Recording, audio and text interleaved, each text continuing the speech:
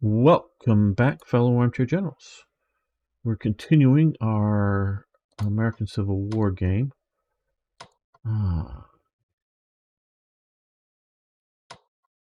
They can get to here. These guys can get up to here this turn. These guys can march to there. Getting ready to take down that Port Hudson. And we'll crush all of the Union forces in there once we do.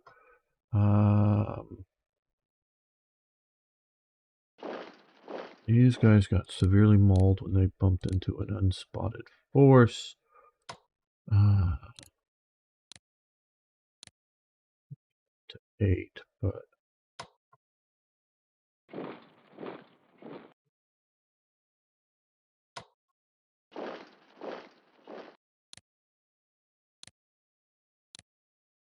those improved.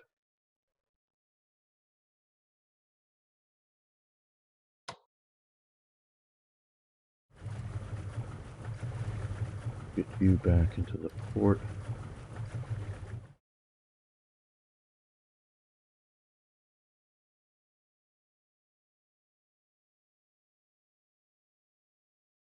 Okay, well, we've taken Pensacola. We don't need the division here. Okay, how far can we rail it? Okay, yes, it's connected now to these all right. Oh, well, okay, we could put you right here. That would be very useful. You guys,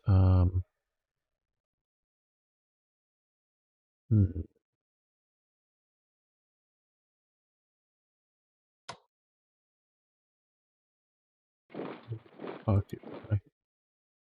We're going to take this moment to move you as well. Just a brigade, but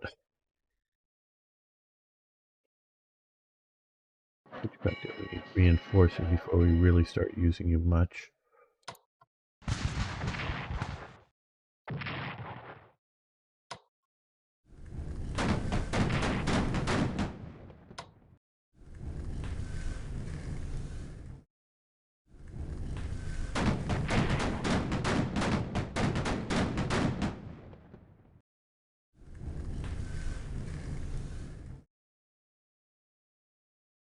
Put a little pressure on them with some fire. Now up in the mud around Washington, you can see them. Those are corps, division, corps, another division. So they moved a division into there. Hit them with this division.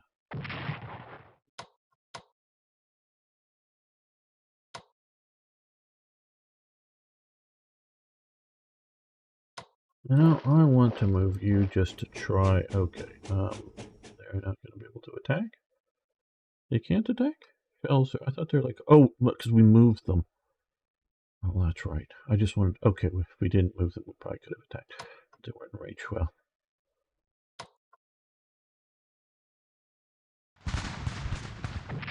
Another division shattered outside.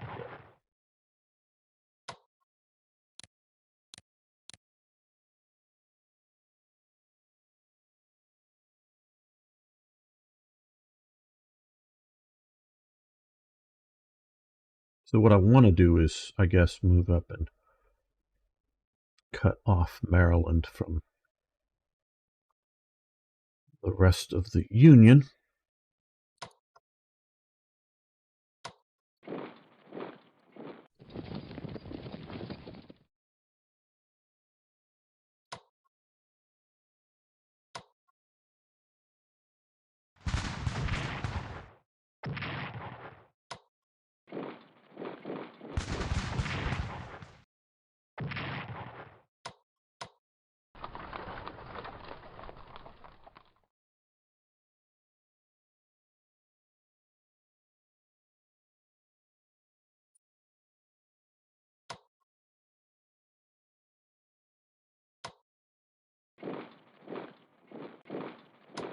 Get that core out there, sort of the tip of the spear.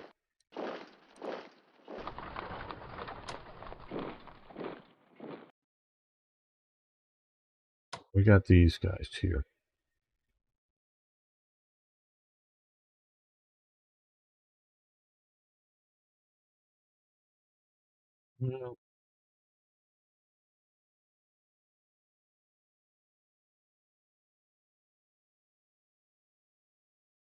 Well, I think we may have enough there, so see if we can move them up. It's worth it. Not really. Never mind. A little bit slower, we'll march them.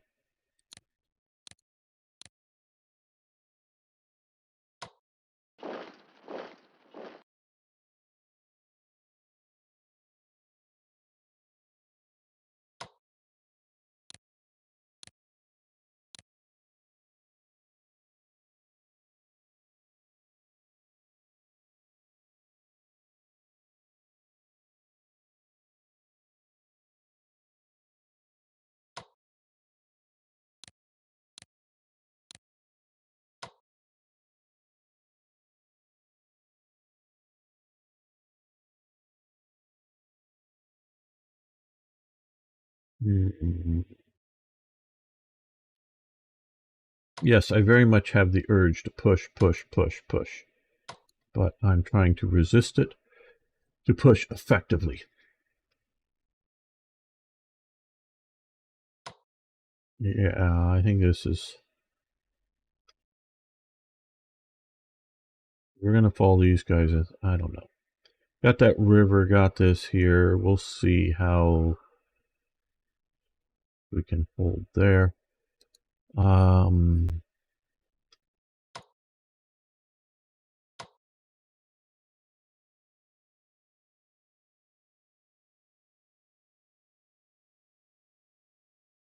Let's see what we can purchase for the Mexican Empire.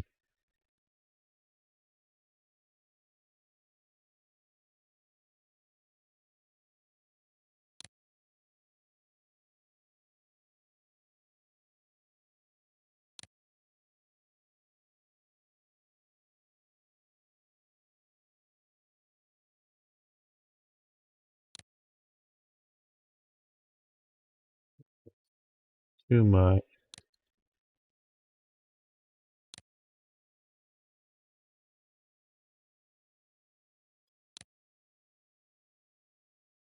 I think we'll just do that.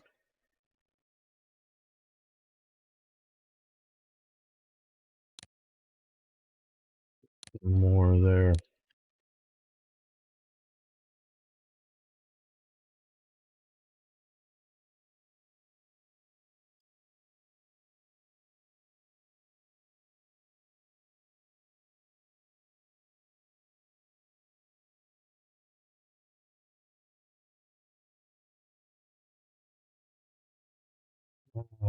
Back up to the Confederacy. Is there anything we can put? Oh, because we did increase our core technology or organizational tactics, or however you want to say it, to increase that. Okay. Yeah, we will take this. Expensive, but yes. I'm going to not spend all of it at once. Don't think any of these guys can be. There we go.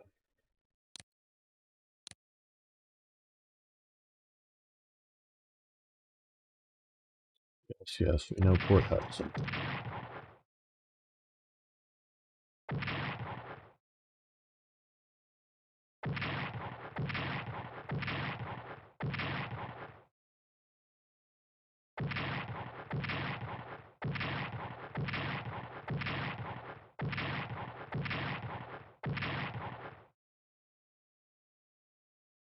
Okay, improving those. Great.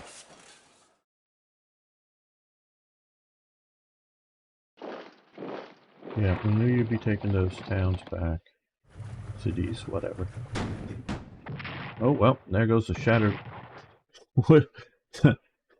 Timberclad didn't stand up very well. I didn't think it was going to win. I didn't think it, but I didn't think it was going to get like killed. Uh-oh. Uh-oh. Uh-oh. Shattered. I'm not surprised on that. I didn't know they'd have enough clan right there. Okay.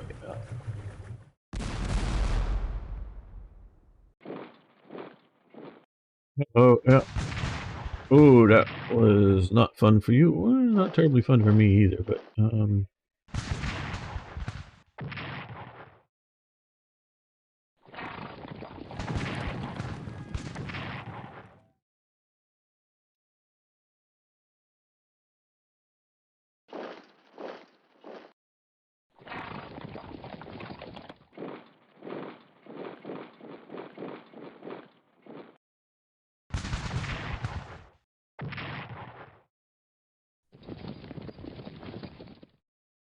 we wanted to be surrounded so badly there.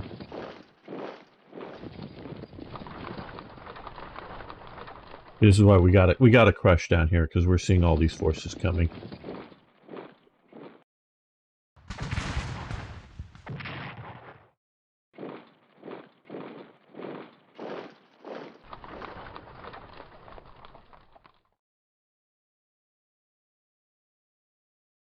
Peace's first time of trouble, yeah.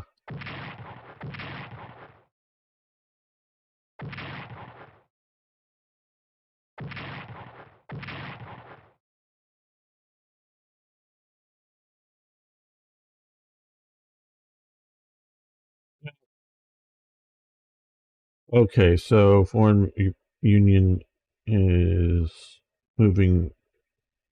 The union is moving back towards, or no, the United Kingdom is moving back towards the union more because it had been moving towards the Confederacy. Maybe we should put some diplomatic pressure there. Okay, siege artillery, yeah, definitely up here near Washington. I think we need you out here.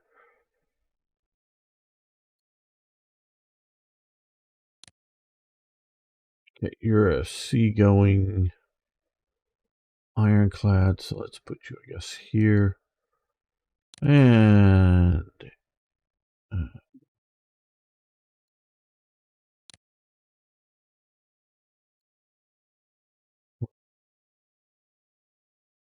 okay, well, we've got developing problems. We've got things getting better. Both are happening. We spotted them, but instead of bumping into them. Now this is a mantra because, like here, I need to move here to uncover him so that we can deal with this.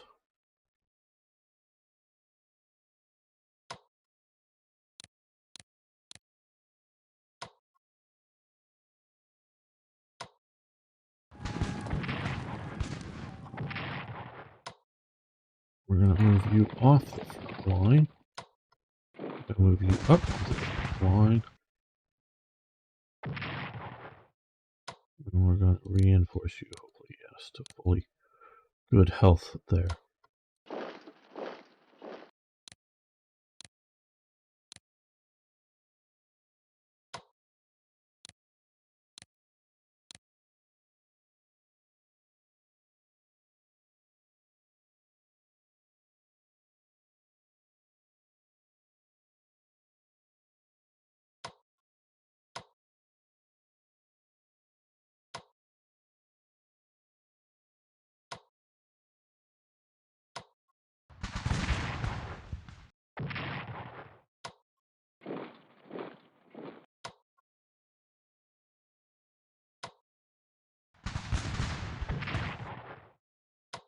That's just so expensive to repair. But that did get us into there, which is a yay.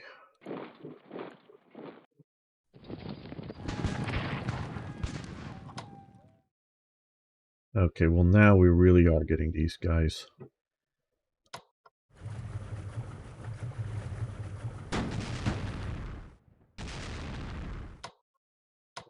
We can repair, put some more wood planks around it.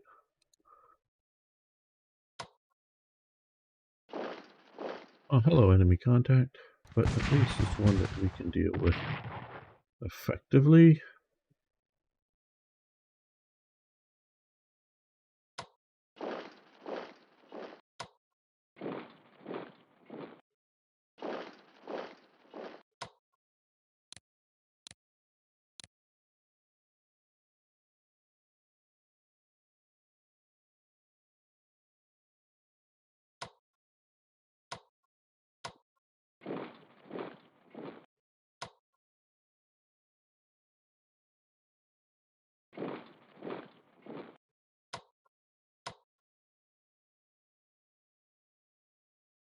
Be bringing up these guys. Where are the other Indians here? We'll get those heading up north. Now down here, where we're doing some tactical withdrawals, in the face of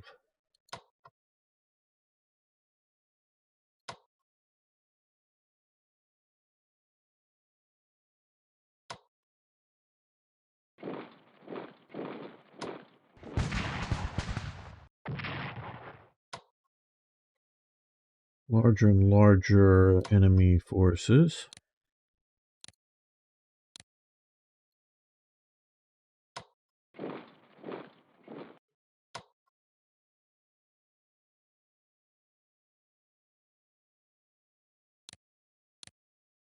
Use you to occupy there. Hey ZZ, how you doing? Yeah. Supply this turn is bad. Next turn will be okay. And once we get that, then we might be able to make the dash over to there. Link up and take that.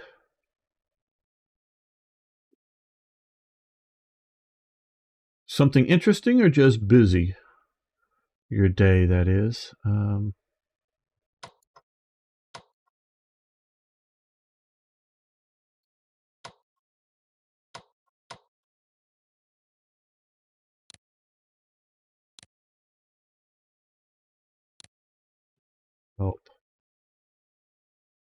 Now. Yeah. I think we can wait. They're being cut off. Let's come up to this mess.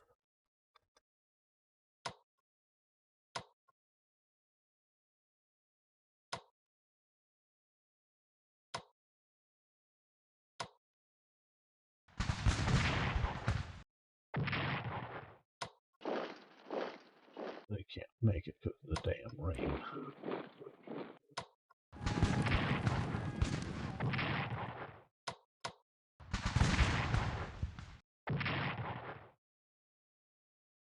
I have to get the Shenandoah back into my control. Oh, well, they can make it here now. There we go. Yay! Get Winchester back. Okay. Current Shenandoah Valley campaign is doing well here. Let's look at supply. I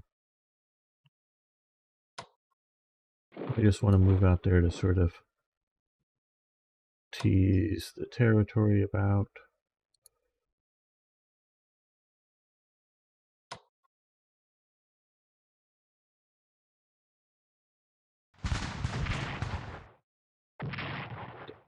Bad.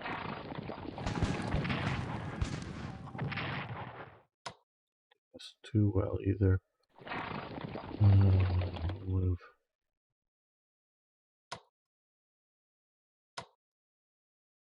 I'm getting past my supply limits here. I mean, we can supply in the sense that we're not running down our forces, but they are not being able to be reinforced. Oh, that was super effective. Okay.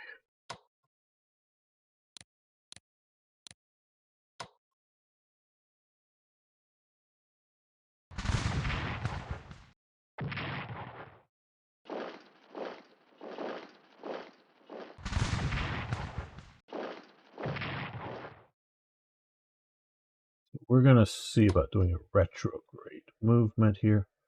But yeah, I'd like to kill that.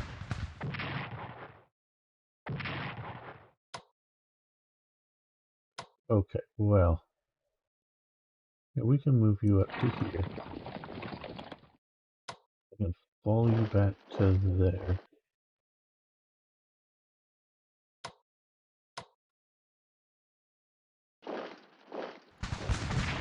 Killing you would be nice, even though expensive.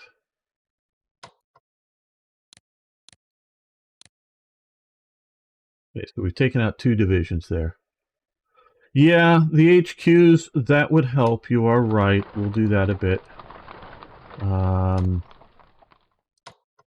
we really can't get him further north.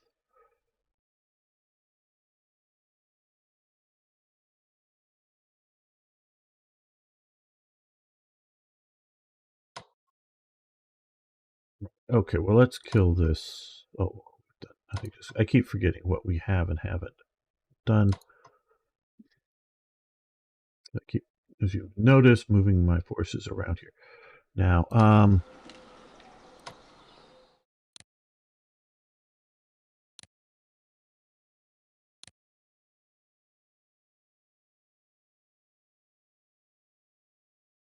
just do 2 points for the moment on that.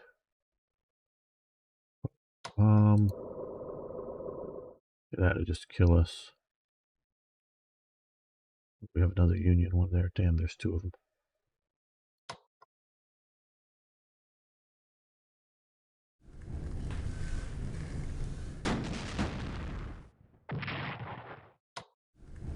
You go into port there.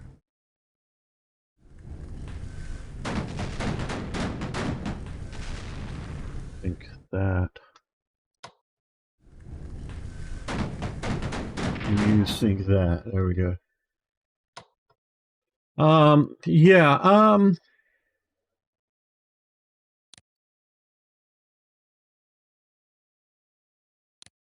quite honestly, how do I do that? Yeah, less MPPs. Yes, no, I got that. How do I do that? Like I say, this is the first playthrough I've done because quite honestly, I sort of wanted to explore it live originally for Slytherin.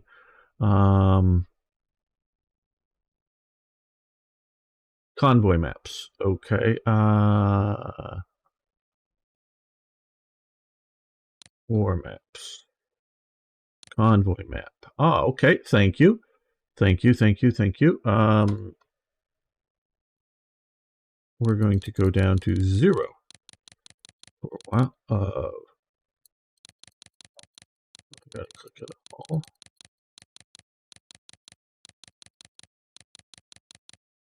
There we go. Yes, that will be good. Thank you. Now, what I do want to do is come over here. Confederacy. Yes, we would like to get England in. It had been moving towards us, coming in. And let's also do another bit here, just because we have it, or enough. That way we can afford to repair some of these French units better. You keep marching north.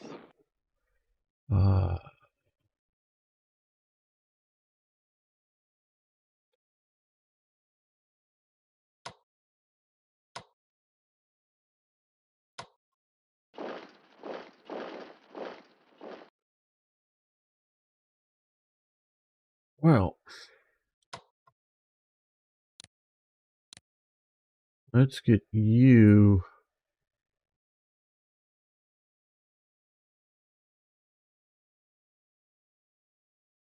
I think over to here. And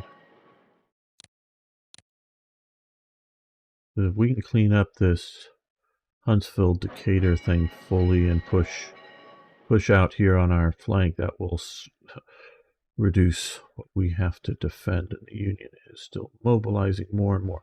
But we got Port Hudson, so this should all start to crumble. You guys can start moving that way.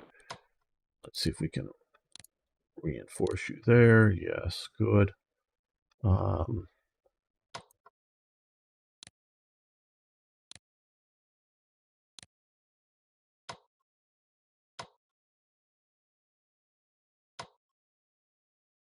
Some of these forces better equipped.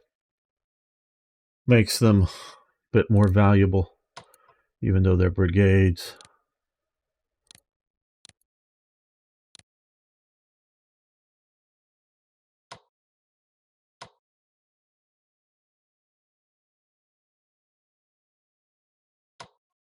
I think we're just going to let them starve a little more. Yeah, we don't hit here because it's favorable. We have a couple of units that we can hit with.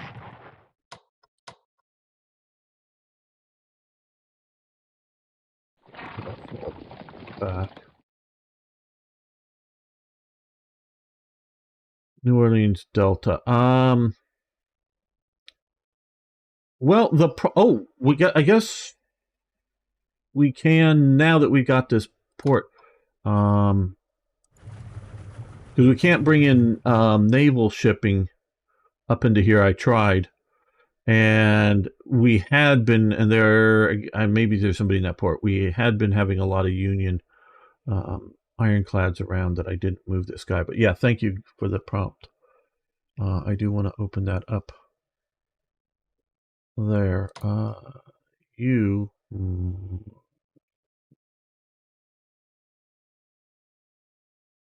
Yeah, I think these guys, once we get these, I think we're going to move these couple of corps and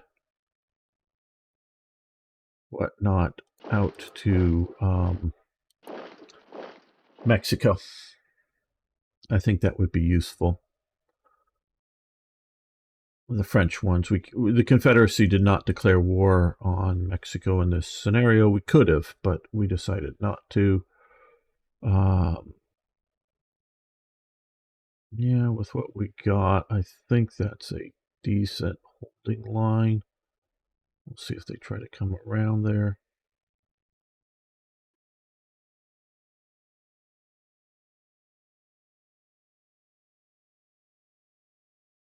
Down here. Okay, well, get that maxed out.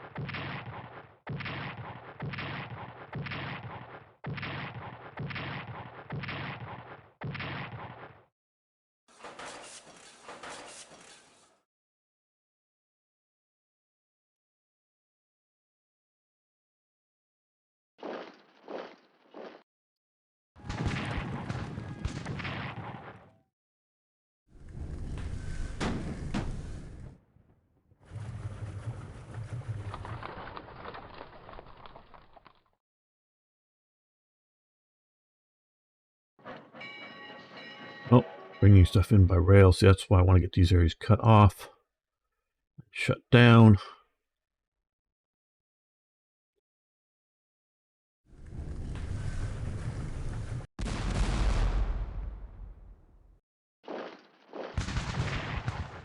Ouch.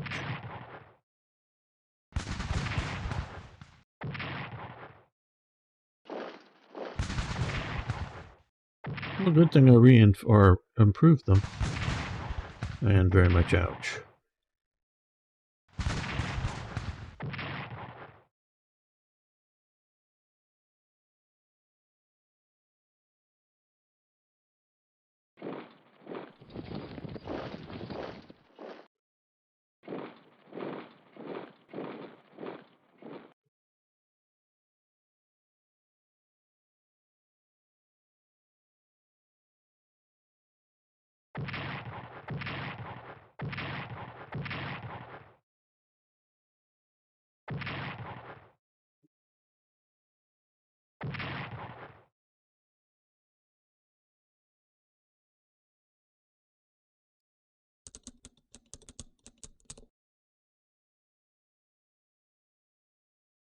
Okay.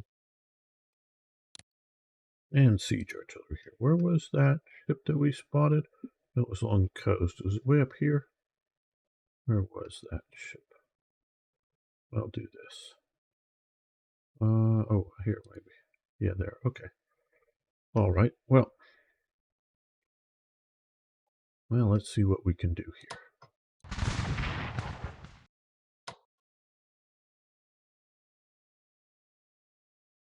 Something, but not as much as I had hoped with that. Now, down here...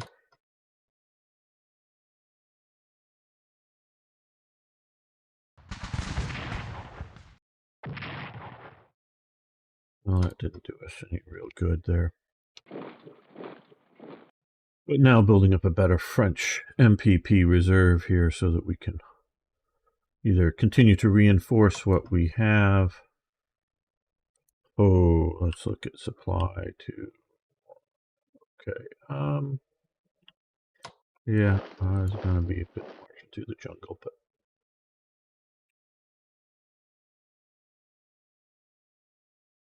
okay, we're going to leave the rest of this cleanup to the Confederates.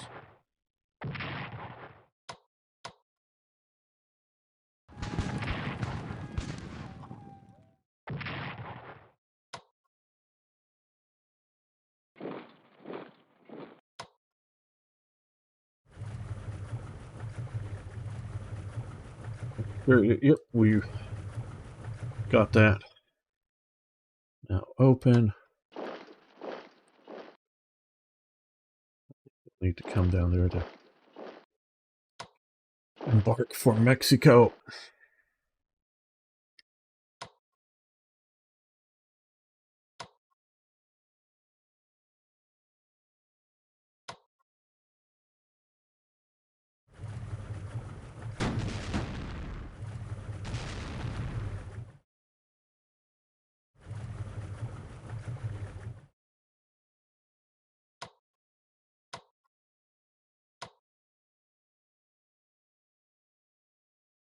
This battle here.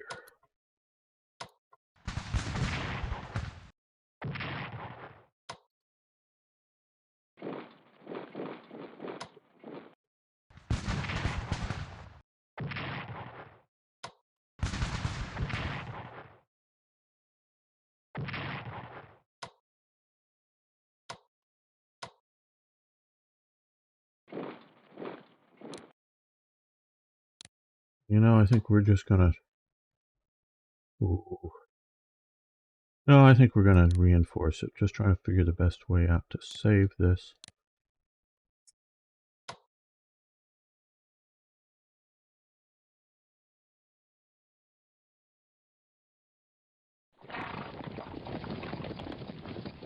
Okay. Can we fully reinforce this? Yes, great.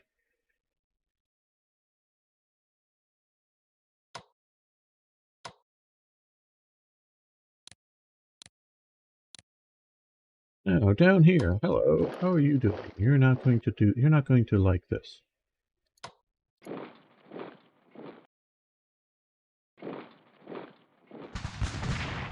Hit them hard first there.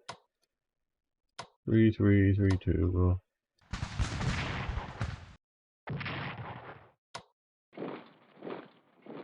We'll use the engineers to take them out.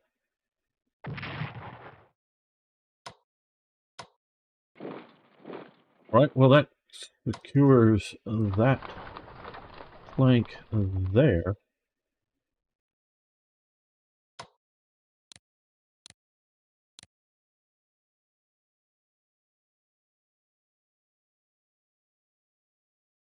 Yeah, good weather up here outside of Washington, D.C.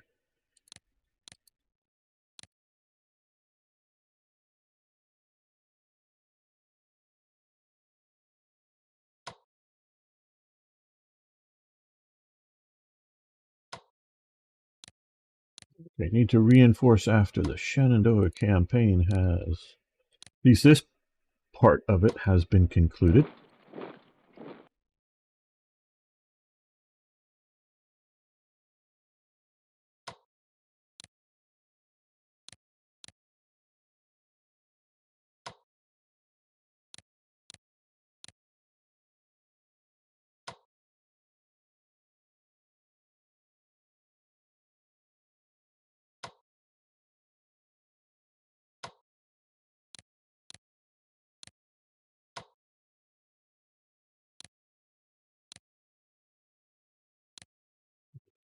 See, that'll be attack values, defense values extremely improved.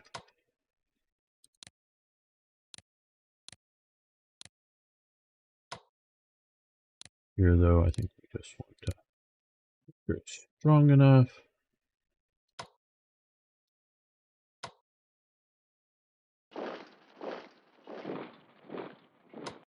You can move up to there, they can move up to here.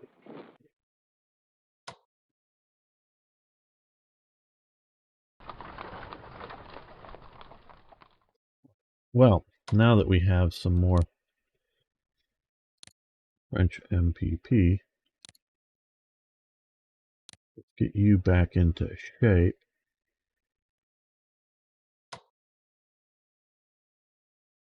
I think one of the ironclads went up there and bombarded our force, so we'll just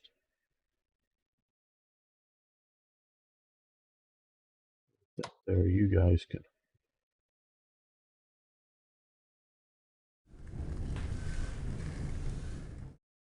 come up that way.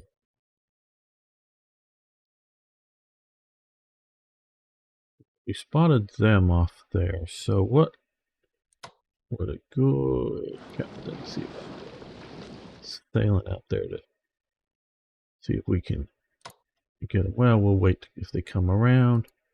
Okay, here, no, we attacked it already, but here we've got these guys, which are probably going to stay and occupy there for the moment.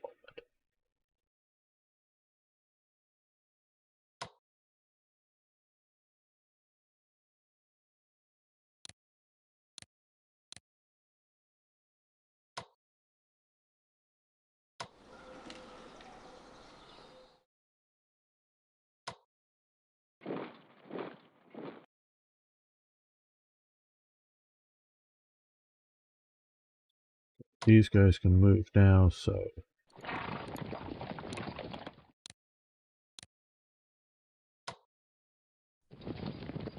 them going, them reinforced fully.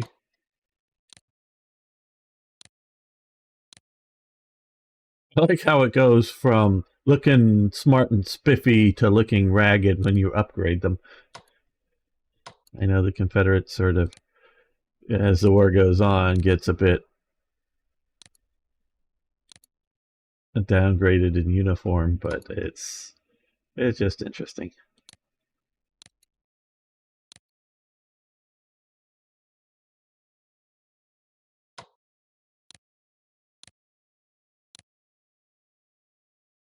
Well, here, okay. Oh, there's the force that moved off into there. So what we're going to do is spot it.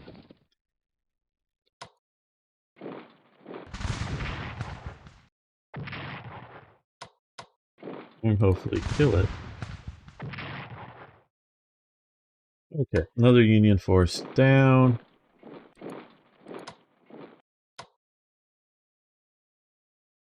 Let's do this. To dye your own uniform does that to an army. Yeah.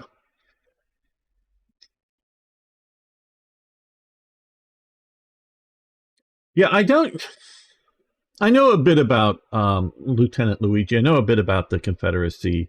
I've read, a biography of by Davis, Burke Davis, I believe, if I'm getting there, Burke Davis, I believe. It's years ago. He wrote 3. I know, may have wrote more, but I know of 3 that I read. Lee, Jeb Stuart, and Stonewall Jackson.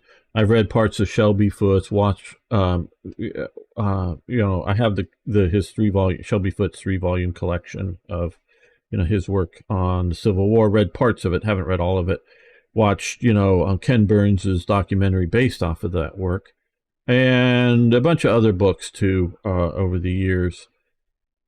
I know the Confederate cavalryman supplied his own horses. If they didn't have horses, they very quickly became infantry. You had to find, acquire, get a horse. And the Confederates were definitely issuing, small arms and whatnot, but even that's haphazard. Uniforms do vary over the from different states and different qualities. I know they try to have a uniform color to some degree between gray and the butternut colors. And when you say, I don't know how much, I just don't know. An individual soldier was dyeing his own uniform or stuff versus simply buying cloth that's coming out of very many different dye factory, dyeing plants or whatever you want to call them, factory cloth dyeing firms or whatever, in different parts of the South, because that's why you have various shades of gray going on, and then simply just getting that cloth and there were store-bought clothing, there was store-bought uniforms, there were tailor-made beautiful uniforms, made by proper tailors. There were commercial, like I say, store-bought commercial, pants, jackets, whatever. But there was so many homemade clothes of various types, and I presume uniforms for the Confederacy. But I just don't know how much it is like they were having to dye it themselves versus able to find butternut cloth or find different shades of gray to do. So I don't know. Compared to the Union, where shades of blue do vary a bit, and of course with all of these cloths, I don't. They're going to be fading. I know that they're going to be fading. You've not quite yet got to the metallic dyes that I don't think you have, that are showing up a bit later in the 18th century in Europe. The the more synthetic dyes that are coming, where these are be natural dyes, anyways. So fixing the dye in the cloth so that it doesn't just disappear in even the first laundering is an issue. So they have a lot. There's a lot of that going on. That even in the North, will do some of. I think I would rather. Well, you. I think I'd rather have you as a. We'll just go max.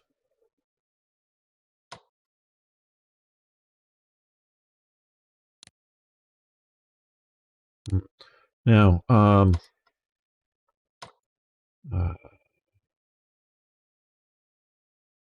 we're going to swap these two out. See, now that he's no longer along the front lines, we can upgrade him. You can't upgrade a force that's in contact with the enemy.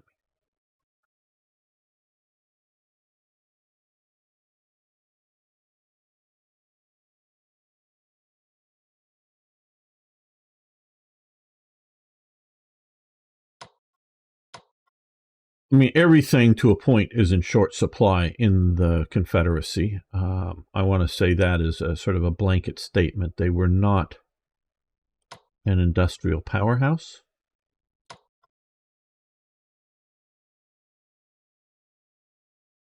Not at all. But I don't think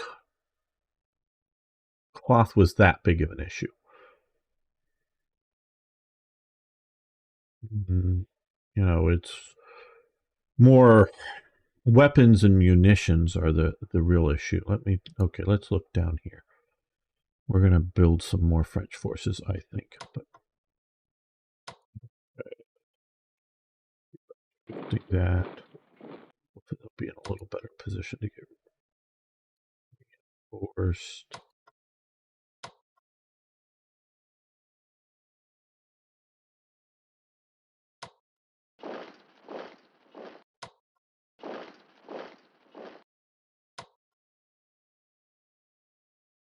They moved. They're coming north. We're holding Veracruz. Okay, let's purchase some Mexican units because they'll show up here and we don't have to bring them in. And, well,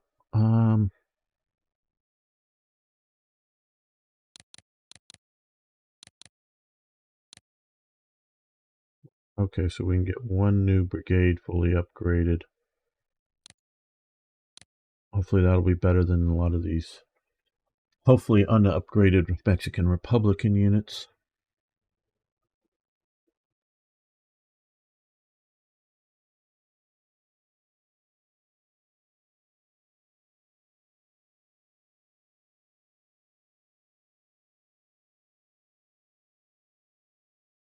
Okay, well let's move forward on this.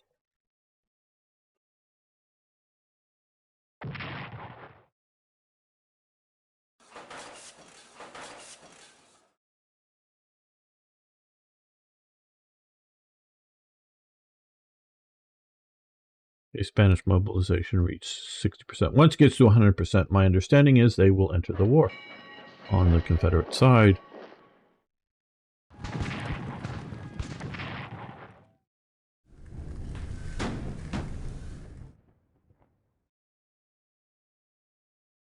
I don't think the Spanish army is going to be overly powerful, but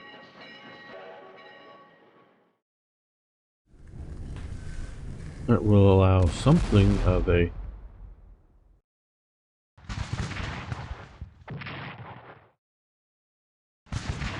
improvement. Okay, we got to back these guys off, but now that we have that cut off,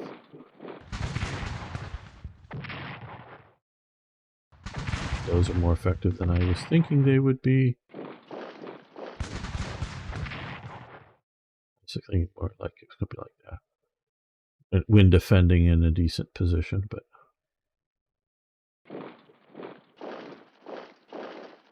behind the river in the mountains.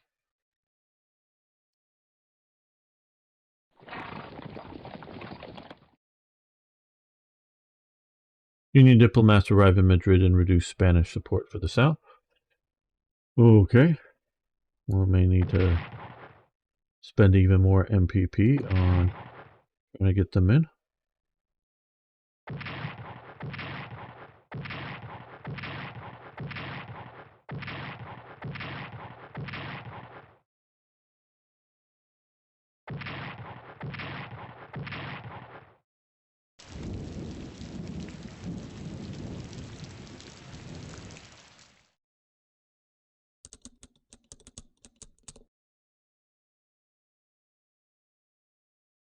Here's there. Okay, another Mexican brigade. Put it there. At least they can get a little better.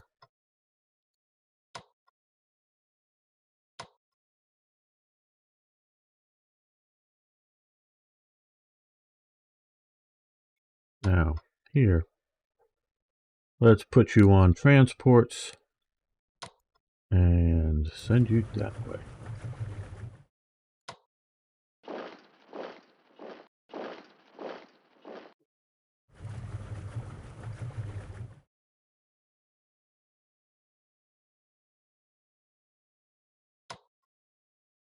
Yeah.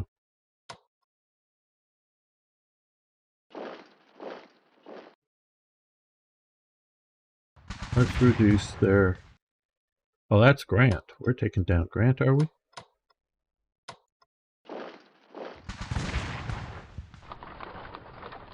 Oh, he even falls back. Well, Grant's HQ is now out of the war.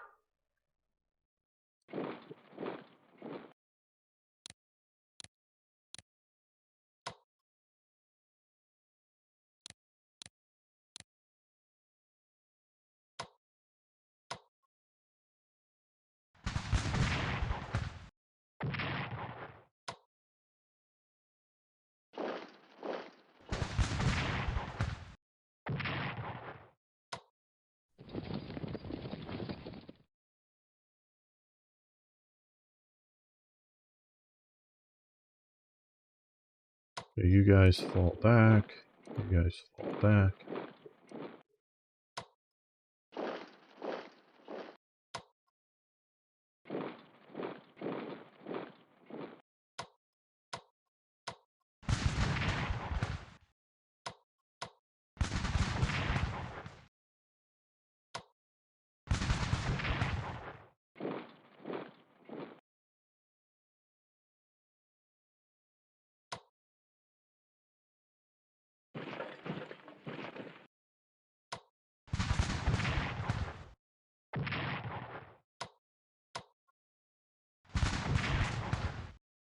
All right, another unit destroyed.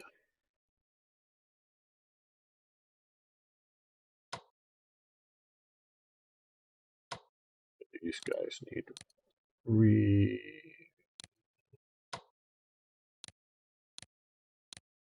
very well refitted, reinforced, but somewhat.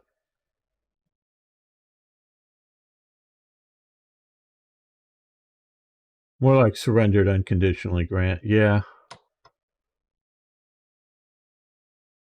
Okay, we'll bombard there with this guy. Don't know how effective that was, but hey.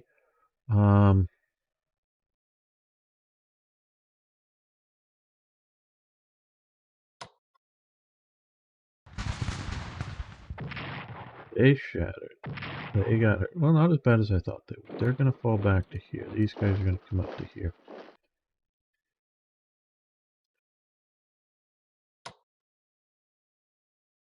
Continue the game of let them put in and we destroy a unit.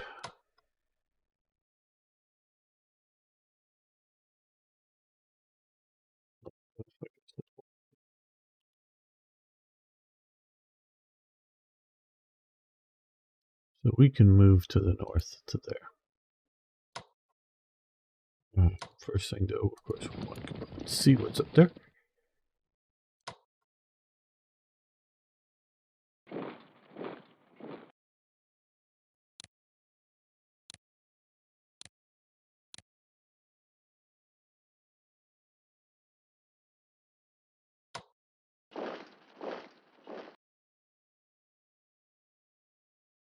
Yeah, taking that war off the map would be nice.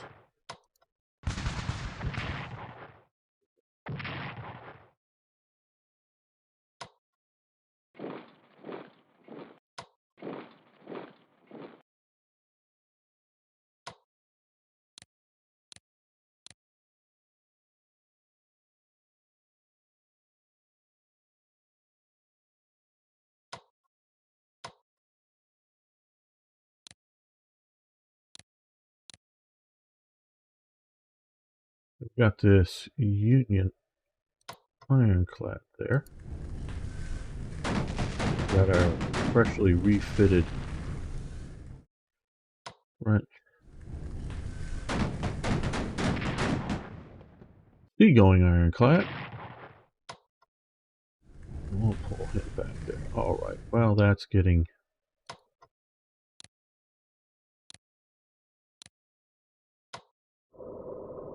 rebuilt. Come out here and maintain that line of defense. Now, we spotted the ship out there, and I'm not sure where it was going. I'm guessing south. Oh, well. Yep. We'll take it out. May have been trying to deal with blockades or whatnot. And remembering all of that, let's We want to come over is the Confederacy, so yeah, we've got enough that we're back. Okay, I guess we can't do more than that at the moment. I'm gonna get things organized. Okay, well, first let's come up and we'll bombard here.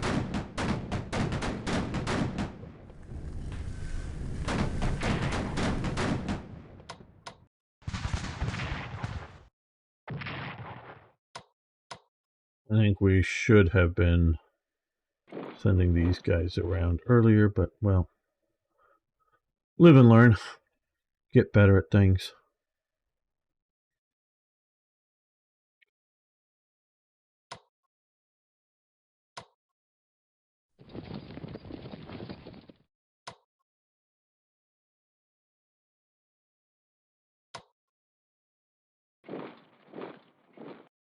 That isn't going to be good odds. That will.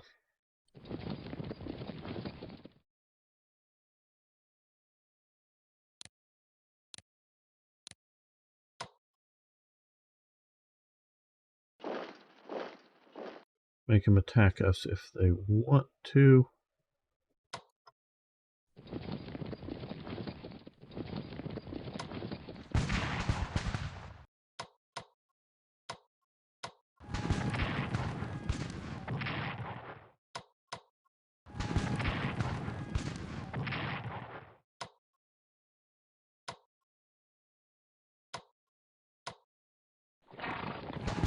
There we go.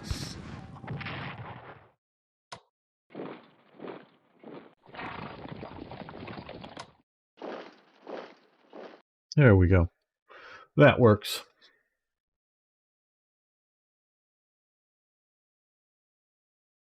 Our push there is working. Push there is working. Here is also working, though being costly.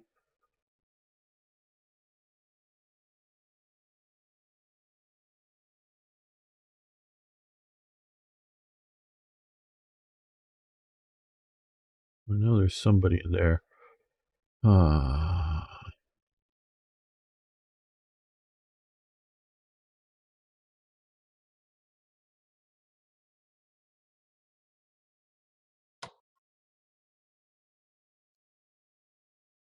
Let's go take another look down here.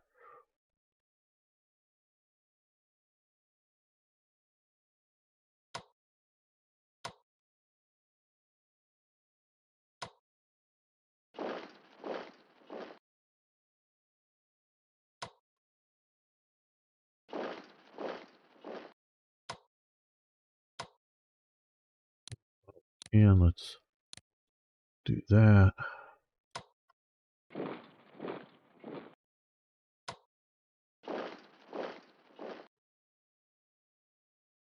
I think we'll be able to get to there, get supply and push on them.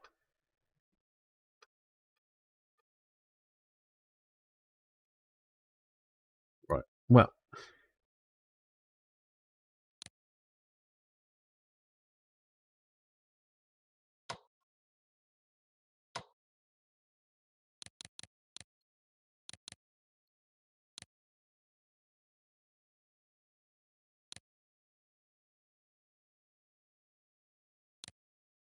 that will bring another unit into the field. Like I say, we're going to get these two French corps and the French engineers down there soon to help out. They can engineers dig big trenches or just use as a sort of weakish fighting force either way.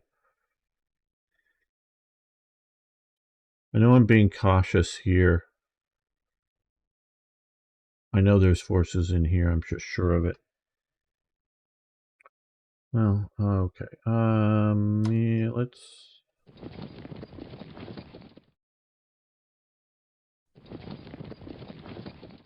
We're not getting a better look in. Okay, well, fall back.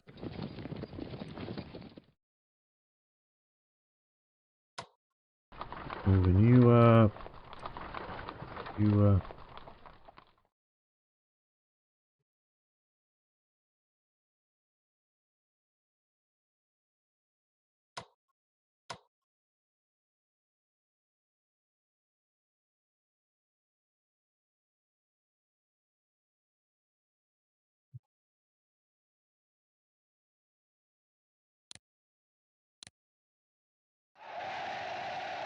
Okay, Confederates liberate Cherokee.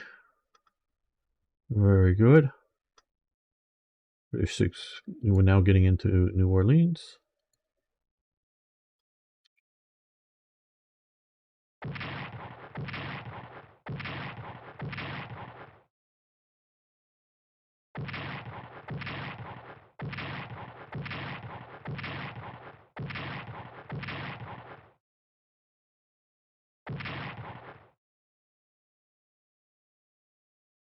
Okay, scouts developing. Good.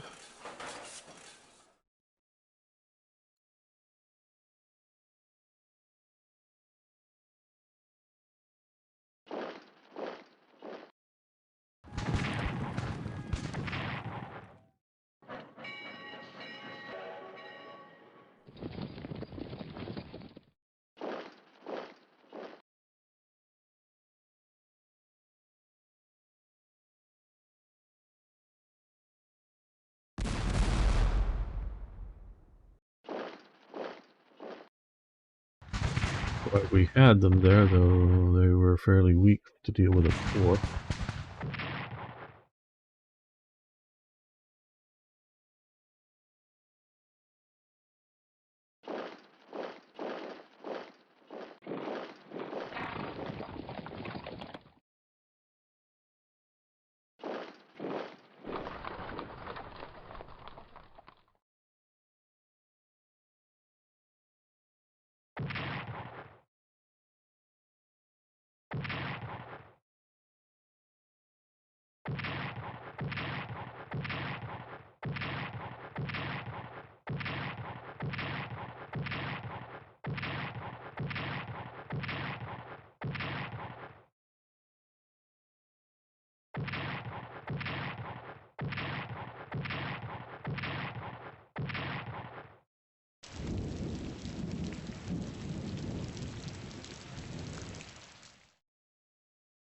Okay, way up in Cleveland they have forces, yes.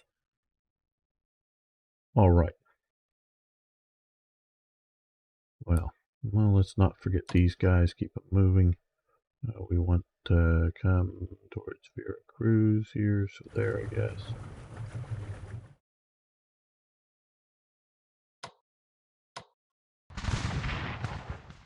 Get this Yankee cavalry coming into Mexico.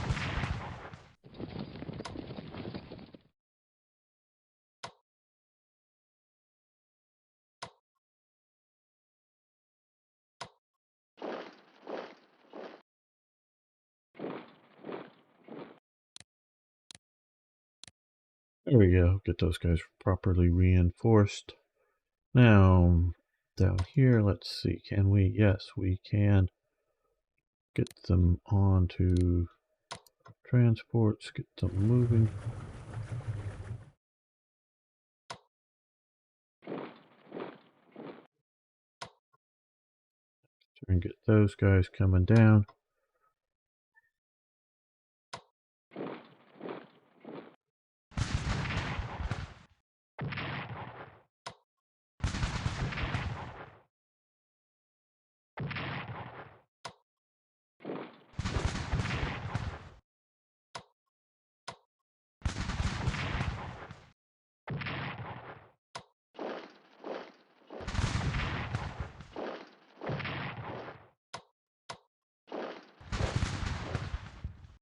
Not as effective as I hoped.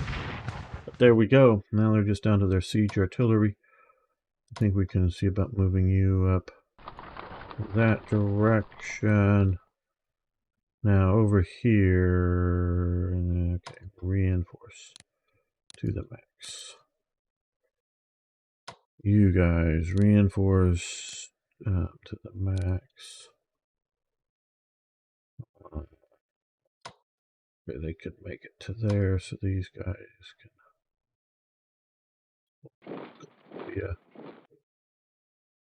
this brigade up to there.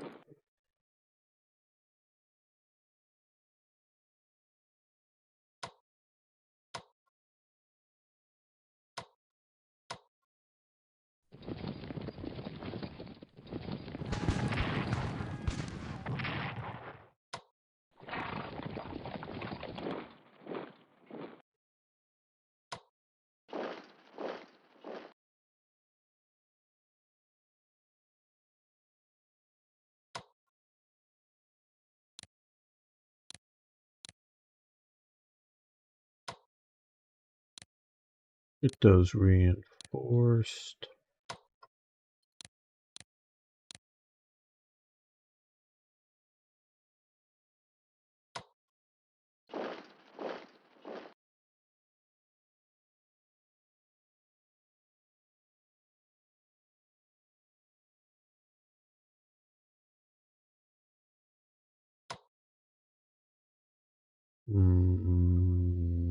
Up.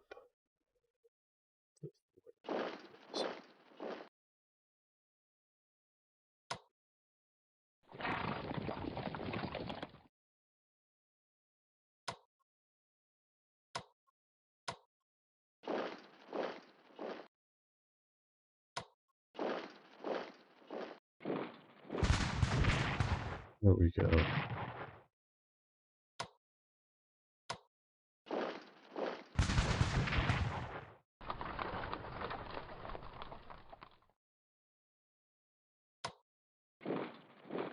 At least we'll occupy the town there. That means they'll go down without any supply very soon.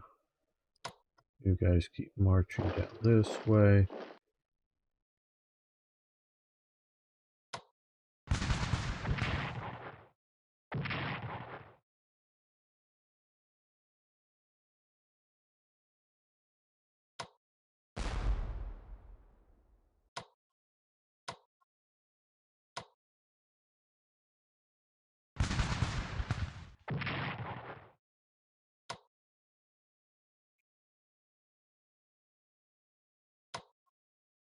Okay, I think you and you would best be served by reinforcements.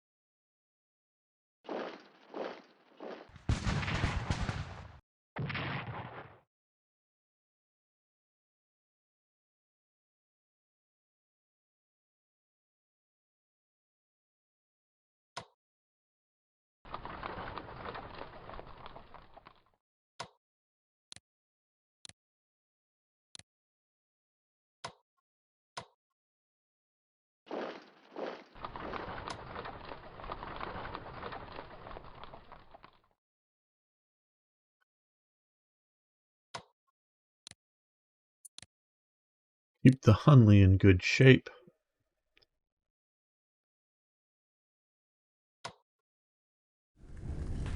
Move the worst of those into port.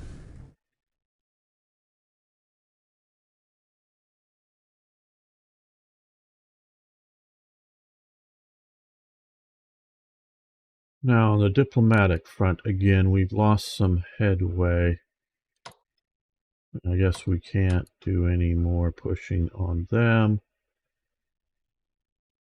We've already expended what we could. To the Confederacy to purchase.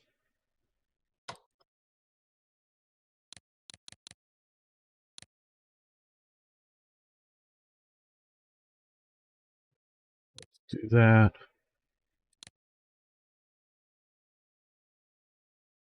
Make sure we reinforce everyone that we can / should. Then let's see about purchasing more Mexicans just because they are here now. I don't have to bring them in from far away.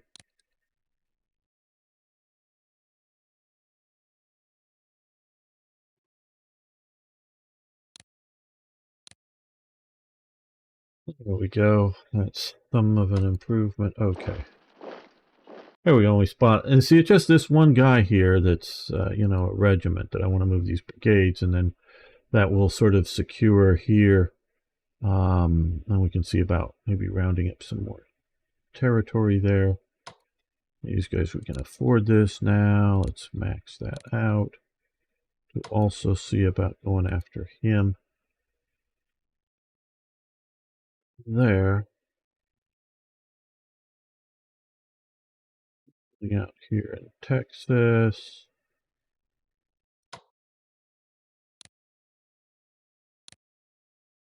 Good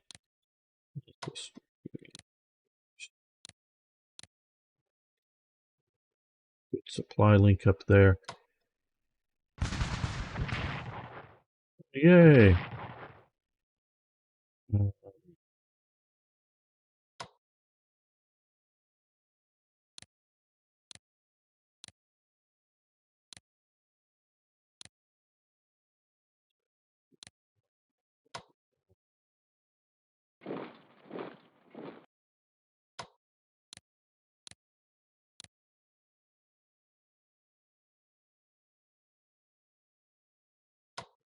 Come to here, you come in the port so that we can repair you, I guess would be the appropriate term.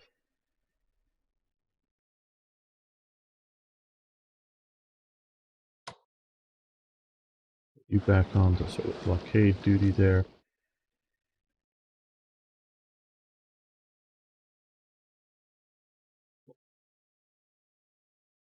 Unfortunately, I cannot do amphibious transports for Confederates. Only the French can do that. So I probably should... Okay, what I should do here is we're going to pull you back. I know I hardly even thought about but there, and get you down to one of these ports so that I can collect, because I don't think there's any garrison in Fort Hatteras, and get that opened up. I don't know whether we should get a corps or something to try to enable invade there, or some of these other. We could bombard that fort, I guess. Let's see how that goes. Well, not terrible, but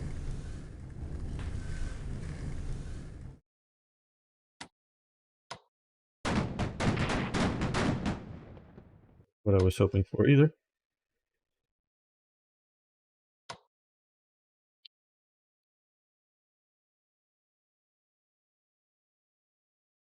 Well, Confederacy's doing very well. I think we'll end this episode. Not well. Let's see what's ZZ saying. So how can you ever take those islands held by the Union without amphibious? Well, I've got to use French amphibious capabilities. There very likely is amphibious warfare is what I have to research, and I just haven't. So this is max, total research, or maximum. Here's the total maximum I can be researching at any one time. Yeah, I guess we can spend that and do some amphibious research as well. And that's sort of what's needed to do.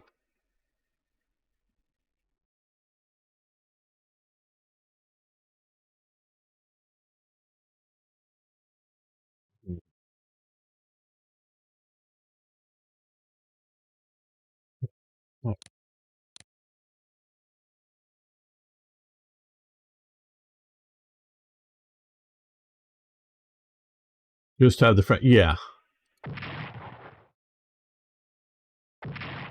I'm going to send that one brigade. I just did it be out of frustration, if nothing else, to be able to use the Confederates. I can't use Confederates in Mexico, but I can use Confederates in the French in. Oh shit! They hurt my ship. They're hurting my ship even more. And he did the smart thing and retreated. Good. And he did the smart thing and retreated bad.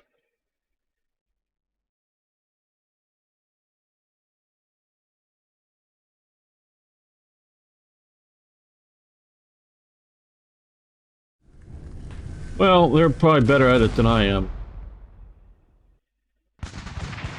Oh shit. I had thought that would happen.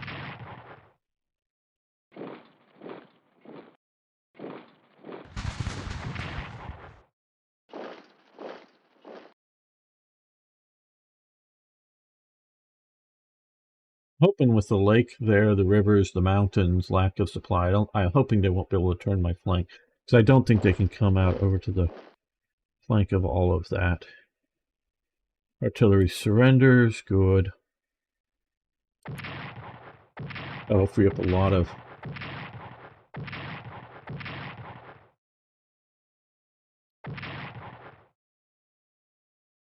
Okay, Reverend E.B. Hillard photographs 6 of the last surviving veterans of the Revolutionary War. Well, very cool.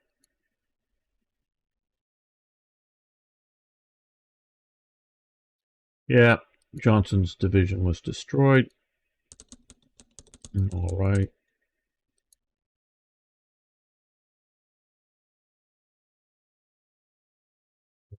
Well,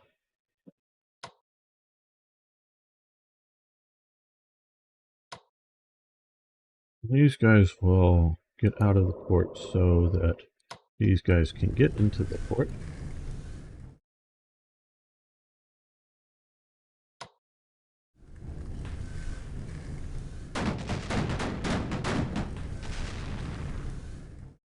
Well, that was somewhat painful.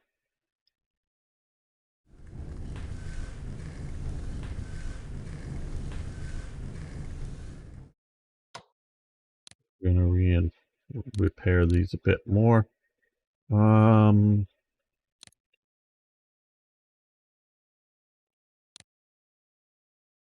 He's going to go in there. Good thing they're sort of contained within the Chesapeake.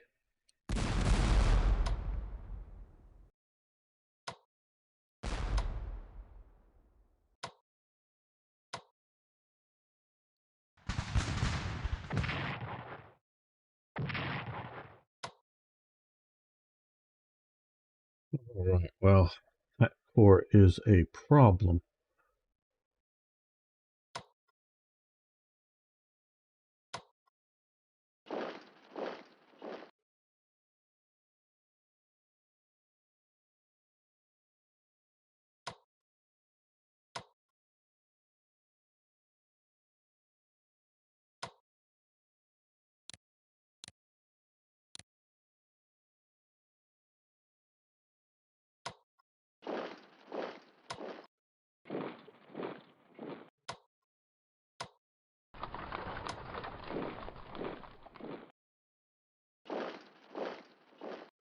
Oh, well, it looks like we can get Albany.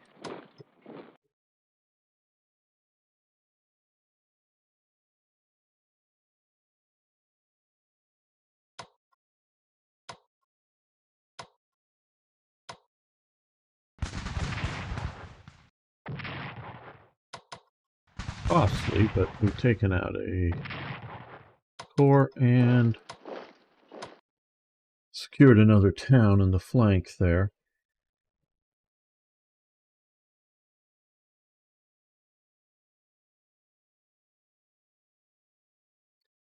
These guys moving.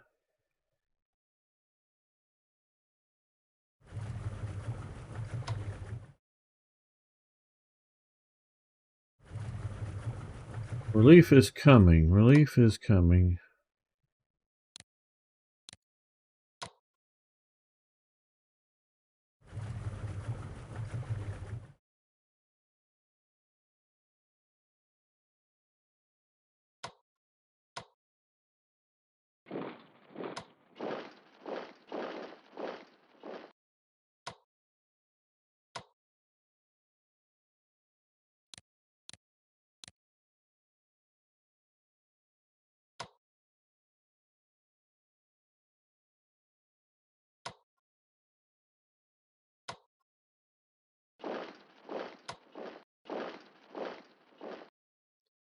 Both fortunately and unfortunately, I think we are a bit bottlenecked there.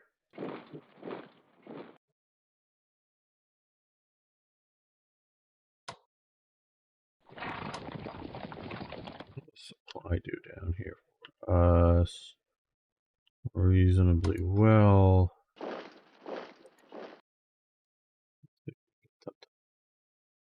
Get not so favorable odds. All right. Okay, so we've cleared up this. That gives us a lot. You go down and guard the port of New Orleans from any attacks, though I don't know that it's terribly likely at this point. You come up here. Okay, thank you for showing me that. I can move in. Let's move up. Horses.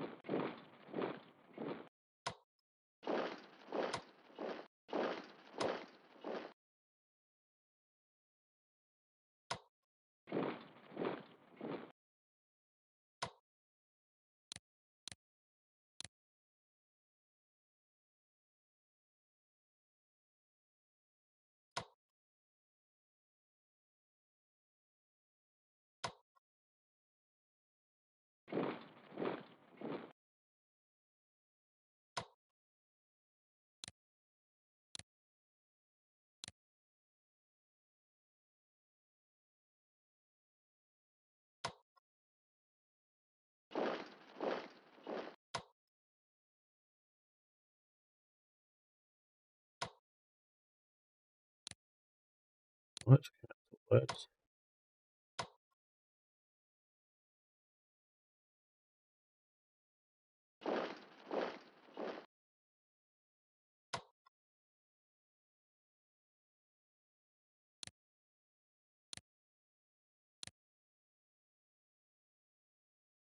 Pressure on them.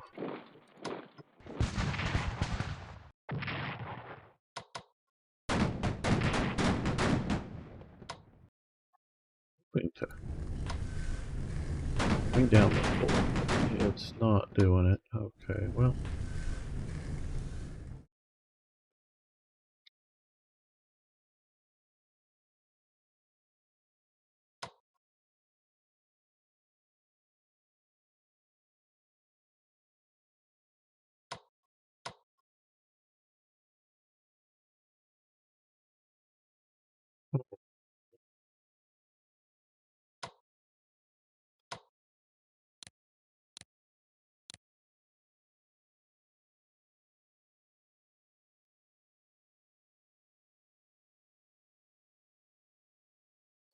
I just really view this as, I mean, the AI is doing stupid things like moving forces into here, and we keep killing it. So that's useful.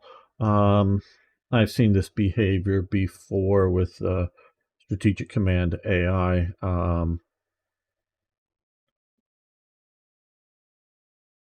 I wish they'd fix it, but I guess it's what we need to play.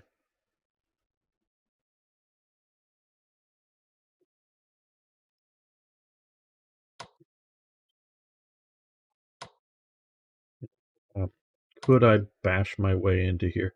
Maybe, but I don't think that ends the war. I think it gives us significant progress on the surrender, but don't think it ends the war, and I don't want to do it too costly. I would like to cut this off a bit better, but I am worried about supply. So I'm using the indirect approach and trying to, secure the other flanks here.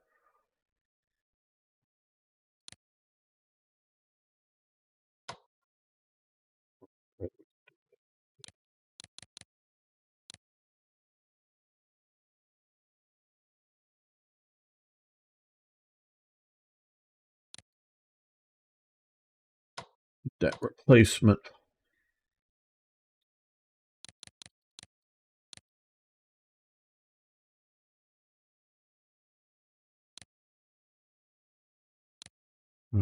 Down here we are. they've got a lot of forces, but fortunately, we've met them in time where, well, we may. Okay, wait to get these up, and we may go use the cavalry to get some of the flanking areas. But they're not really able to push us out and around too far. So, yeah, another brigade would be nice. No, we'll wait. Build up some more MPP to make it a good brigade.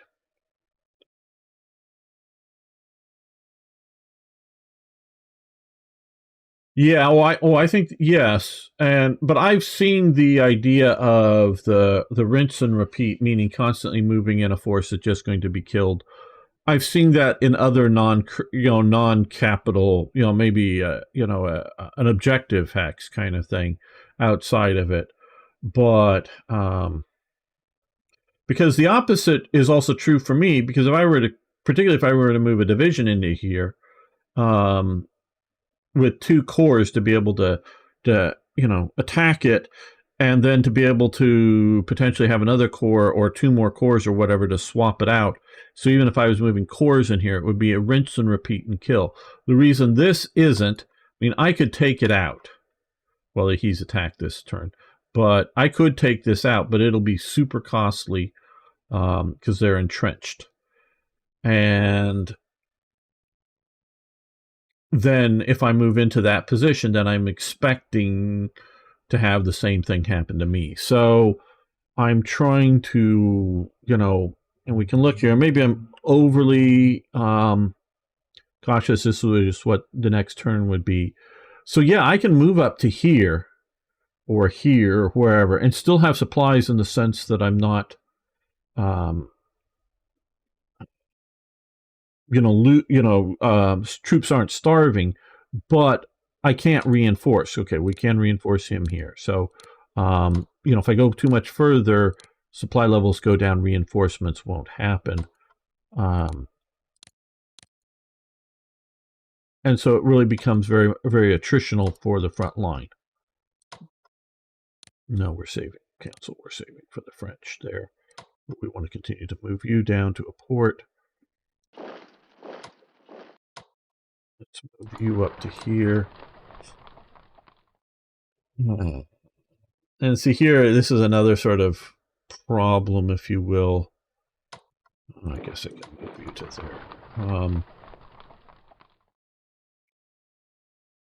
there. Because this needs to be moved along railways. I don't know. Will it have the range to hit there? I don't know if it has that big a range.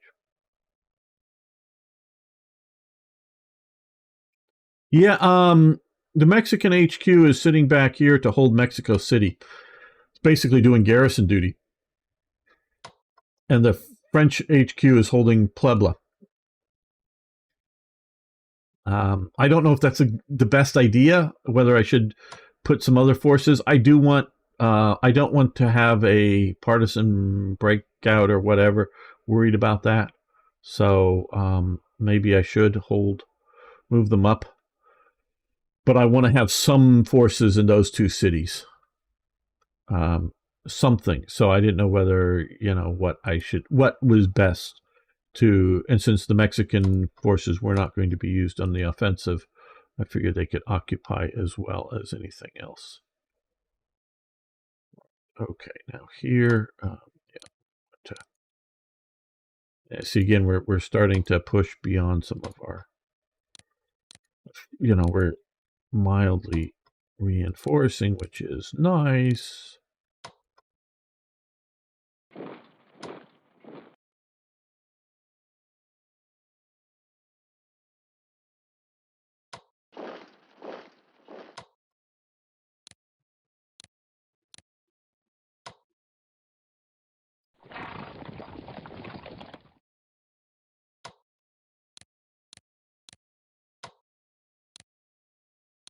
Yeah, so actually, we're gonna see about getting better equipment for you.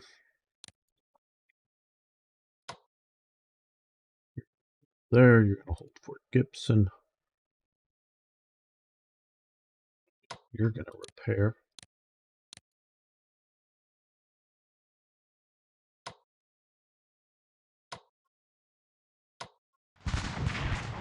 Where are you? Down a bit.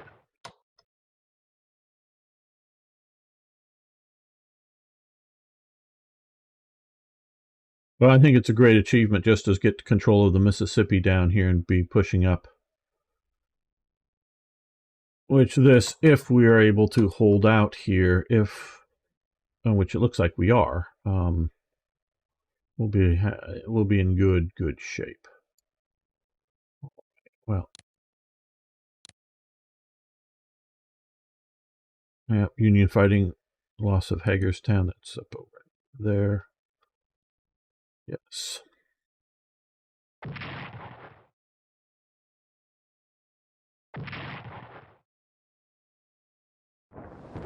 Storm hits it. Oh, bloody hell. It'll be a tragedy. Just bring them down in strength a little bit. Well, that didn't go so well.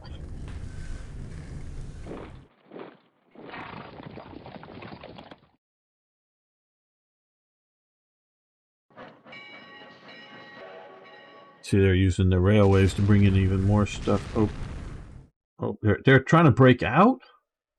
Coming through the forces? Wow. Good thing I left him there. I was thinking about moving him out temporarily, but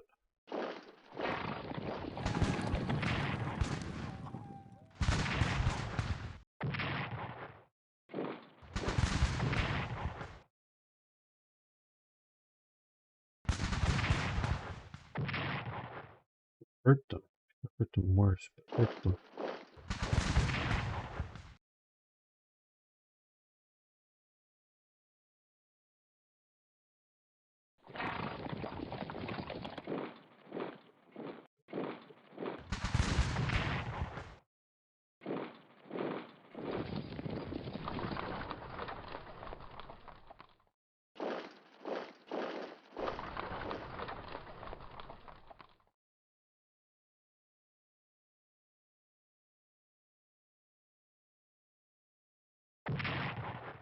Confederates disrupting.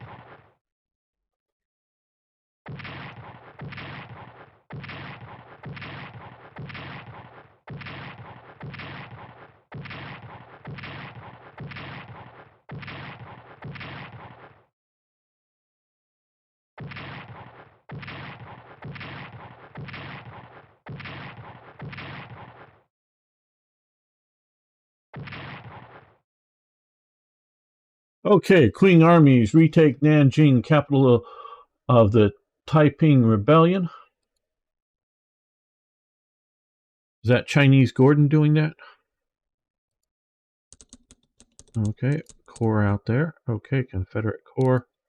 I'm more desperate to have corps over here right now. Mexican Brigade. Yeah, let's go put you there. There we go. Now here, well,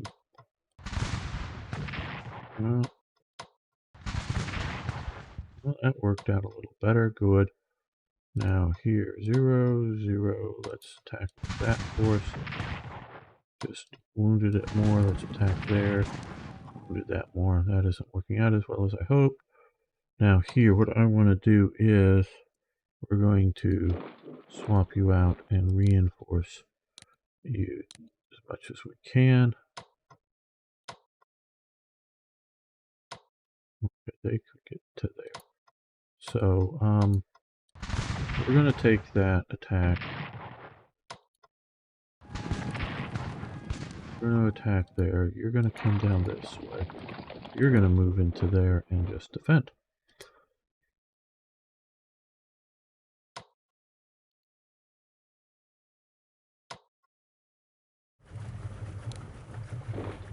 Okay, you're ashore. You're there. Yay.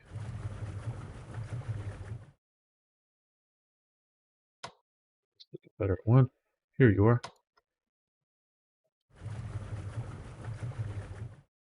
Oh, folk, how you doing? But Zhang Go fan. Don't know Zhang Go fan. Or Townsend Ward, of course, was involved in. I think that. Um, I think the Townsend or Ward Townsend or Townsend Ward. I read his biography, got it over on the shelf. But now, when I say I read his biography, that was like 20 years ago. So forgive me if I'm getting details and like his name wrong. Um,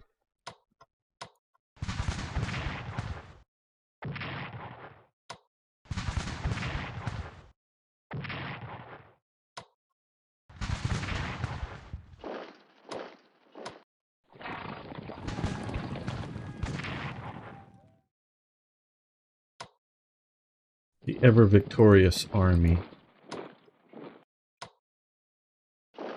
Okay, you can move up. You guys can move up.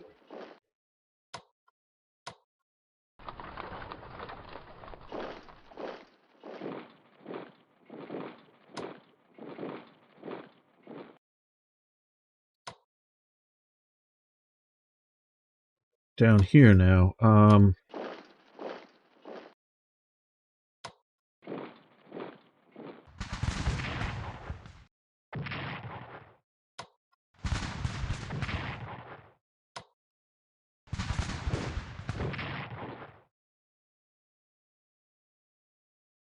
Now we have brought some cores into the area here.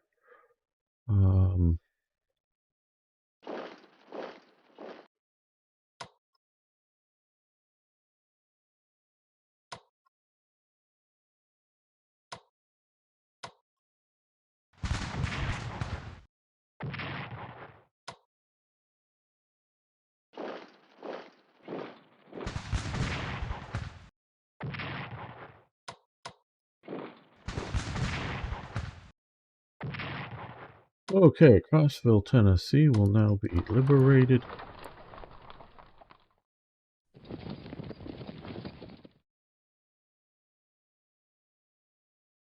Well, it looks like other than down here, we've got most of, well, Tennessee, east of the Tennessee River, liberated.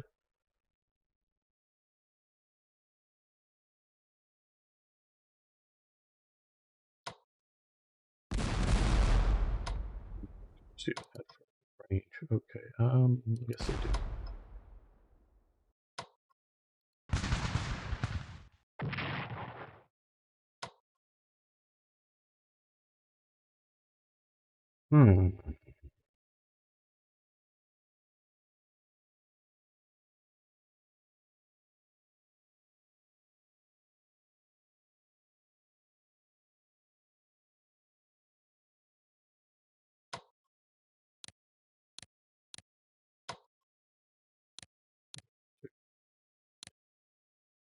Reinforcing.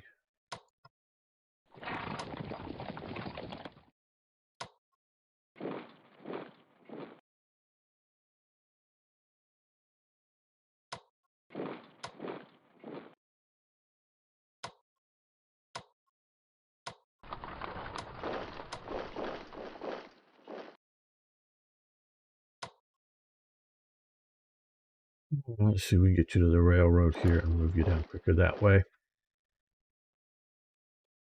Okay, well, there's a Union ironclad that just got sunk. Let's spend some of our valuable French.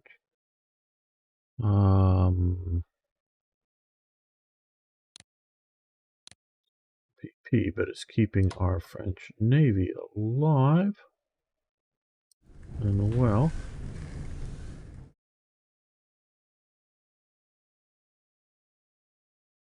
You would as well. The Confederate Navy is still useful. Down here, well, what we're going to do is max reinforce you, but also, well, I guess you're having supply problems. Well, not terribly. I guess maybe just terrain and supply, but get you down here hopefully next turn. So that when we attack you, we can put the boot in and take you down.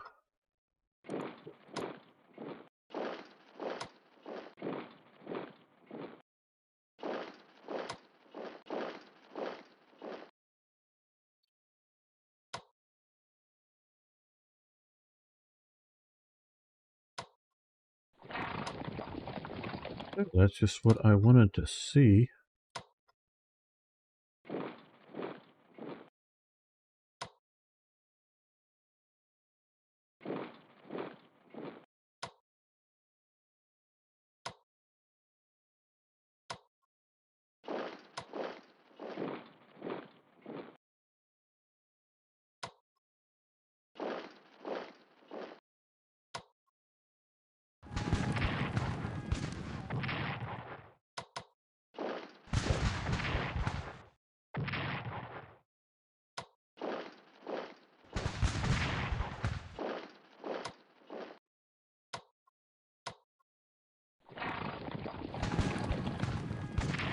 There we go. Pushing on them hard.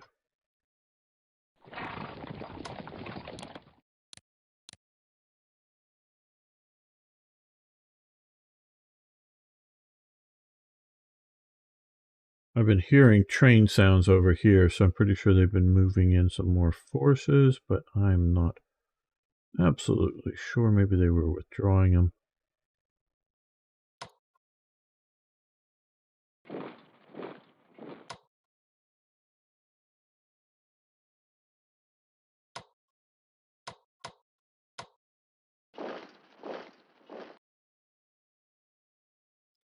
Better supply on the railroad, likely.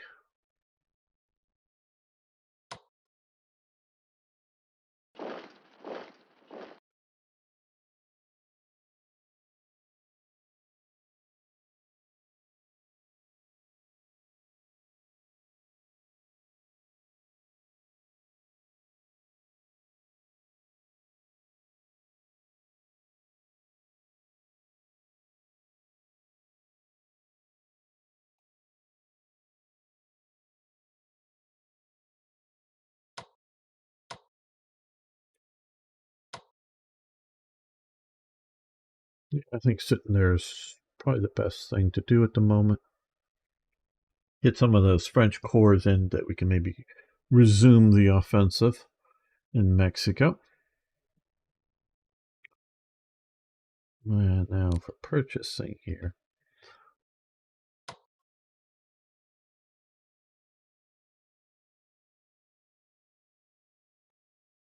This game is so interesting. The entire Northern Virginia just sits there the entire time. Well, I tell you what. Yeah. Poke. What this game doesn't allow you to do, in my opinion, well, is concentrate your forces to have, if you will, a battle of Gettysburg or something.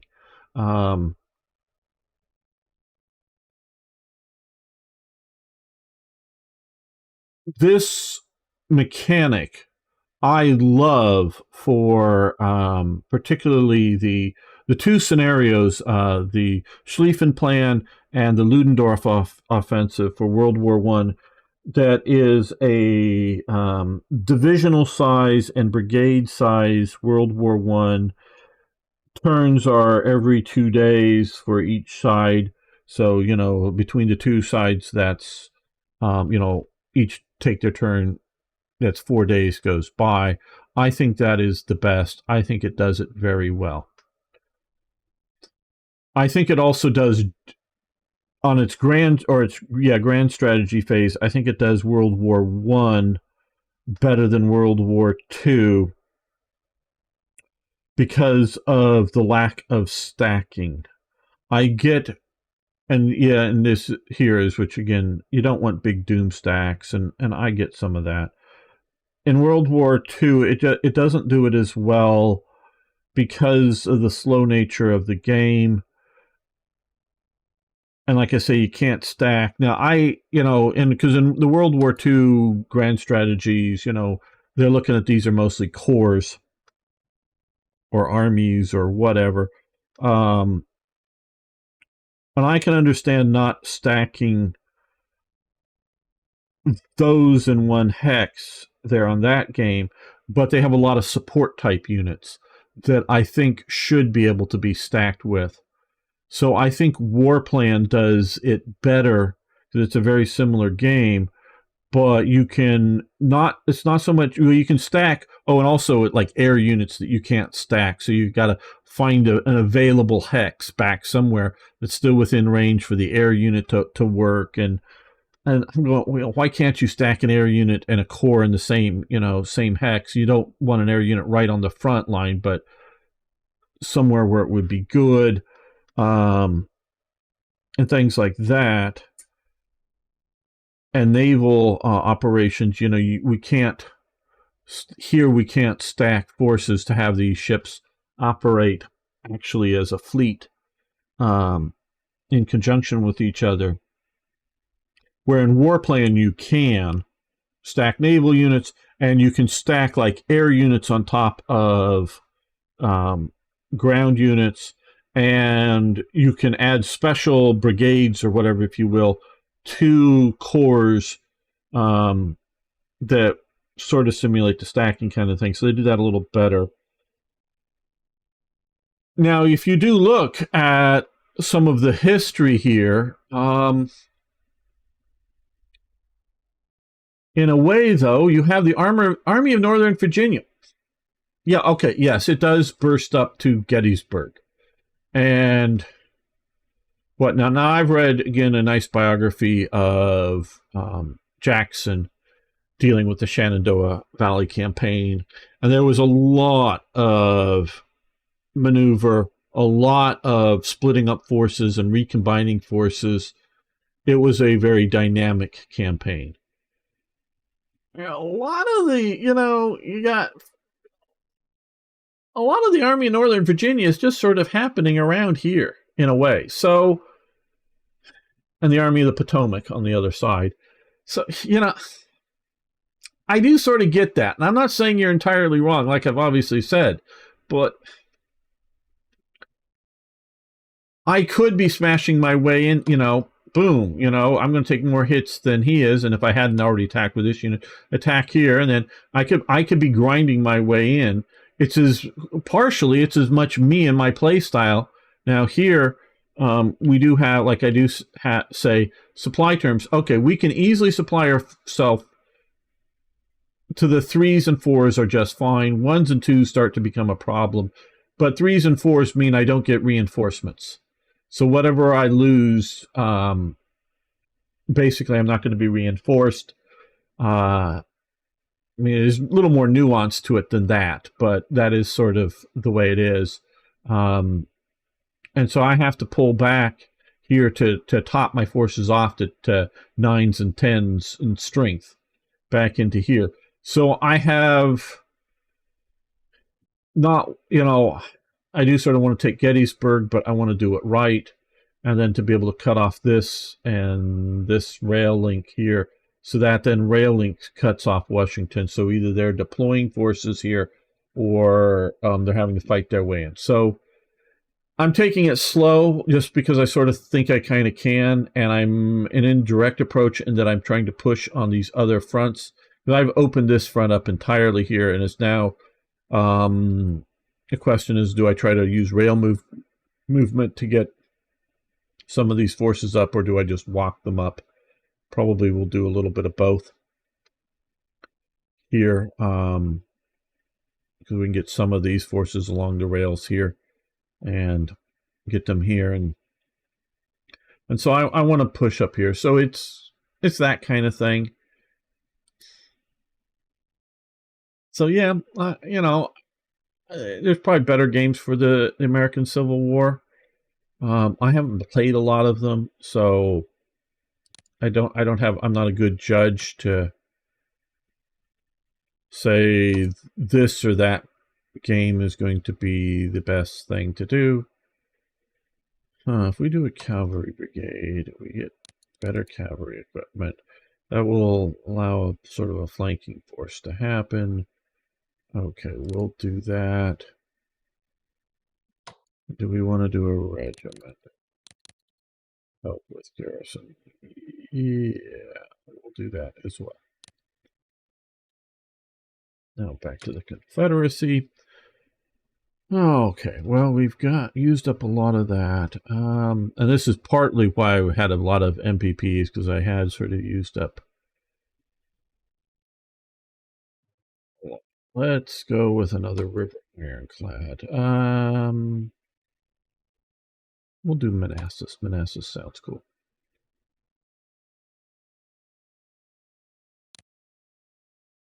And so we have some more cores, and now the river ironclad coming. So yeah, that's good. So it's to a point I'm satisfied with the progress. Hello. Boom. You died. I didn't. Means that worked out well. Oh. Okay.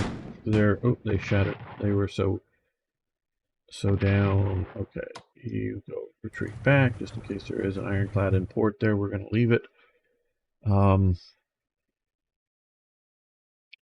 going to get control of the Mississippi. So, yeah, I hear you.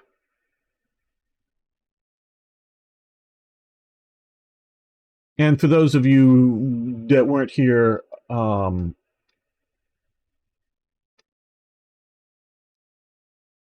the beginning, originally we were going to play the multiplayer World War One game, but one of the people couldn't make it, so I scrambled as to what to play. So I picked this because I knew I was well into it and had a game to continue. So yeah,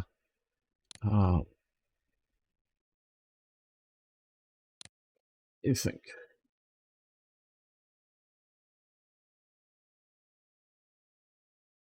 Yes, I know you're blockading Savannah, Georgia.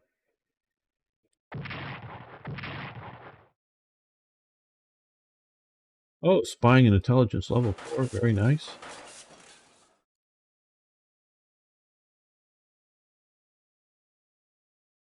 We're pushing up British mobilization again.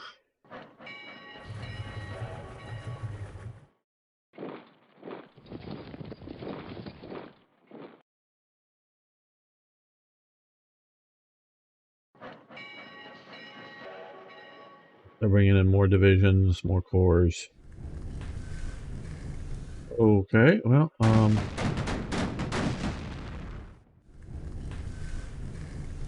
more smaller Union ironclads. Ooh, that did not go well for you. Went all right for you.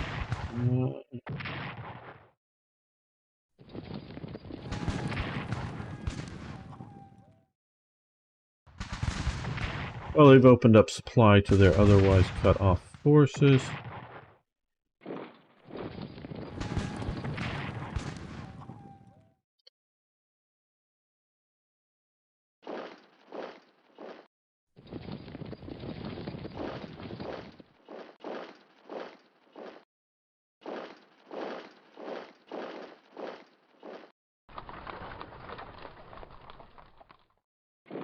And I guess, folk, I'm an old guy who remembers many other tabletop war games that weren't terribly realistic either, but they were sort of some of the best you had at the time. Some were very realistic, if you will, detailed, but still one of my favorites is Manassas. Great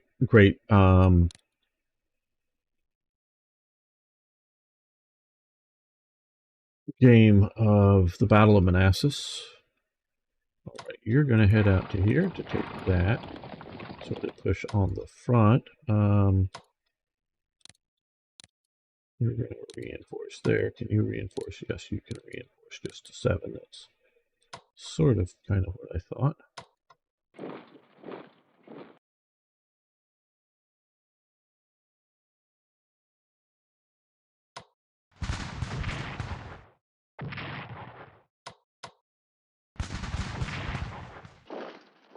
Good, we just took out their ability to get supply there.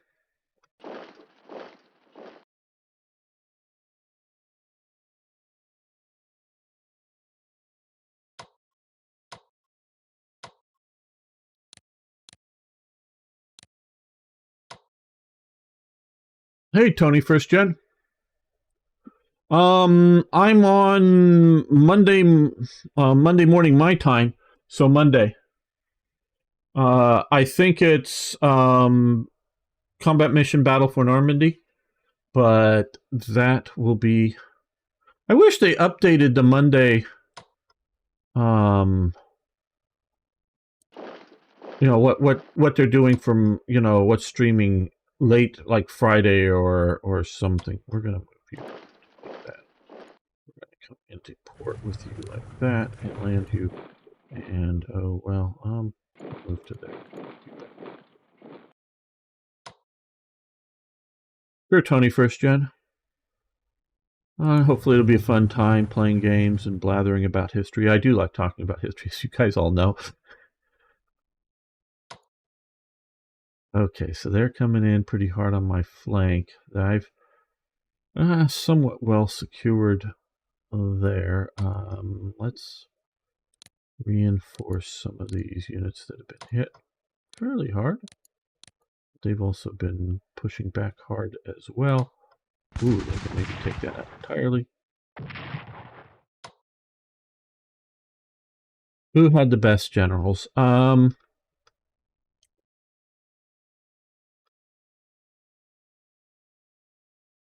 Now, I don't know whether it's my self-selection or the biographers, but I always encounter more interesting biographies of Confederate generals than Union generals.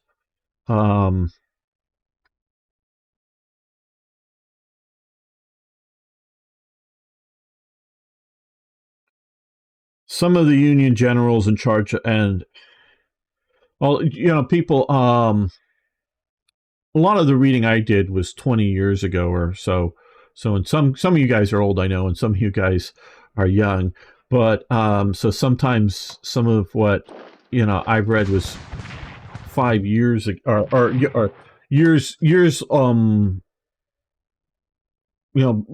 since before you were born. So it's been like a considerable amount of time since I've read some of the stuff. So uh, forgive me if I'm not real up on a lot of the Civil War right now.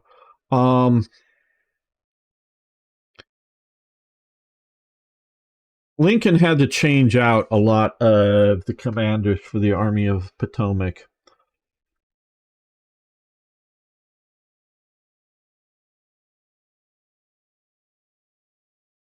And was it McClellan was thought to be a great organizer, but not, very offensively minded. And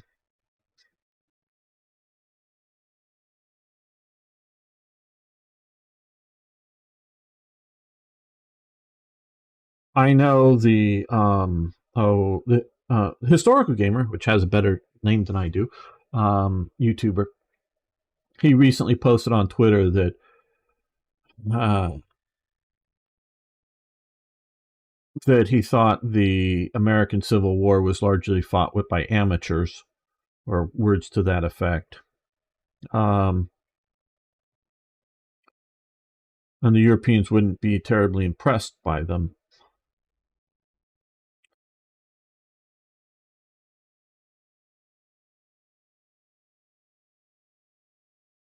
And there are, I would say, great Union generals.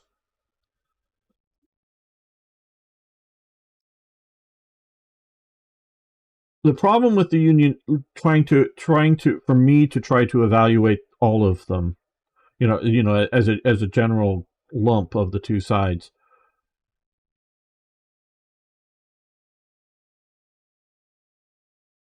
Either the Union general uh, has two things about him that make it hard for me to evaluate them. One, they had the expected forces, the expected supply, the expected whatever to be successful. That, and this is often, not every case, because I'm picturing different things in my mind, to be successful, that any competent general would be successful, so that they wouldn't necessarily stand out. The other element is that because of the well organized, and I'm not just thinking of the Army of the Potomac, but other well organized elements of the Union Army, to me, they just don't stand out as not just personalities of their character, but as military commanders, where you have a lot more military commanders' personality showing out on the Confederate side. That their actions, their decisions, seem to have a bigger impact. Where if you just the galloper rides up, hands the general a message from the higher ranking general that says, move your troops to such and such location, and hold that ridge or whatever, and they go and do it. Whether they're a brilliant general or just a standard competent general, it doesn't matter, because either way they're supposed to follow orders and do as expected, and the Union is just so well supplied. So I have the feeling that, and again, it's like maybe self-selection on my part, very well maybe romanticizing the Confederate military. I'm not talking about their political stances here. He's like, fabulous. Well, yeah, if you're talking personality, well, there were a few generals that were sort of fabulous, but, okay, we're going to withdraw you because we don't want you cut off and destroyed. And they basically opened up the 6. Yeah, because they're divisions. We'll reinforce you to 6.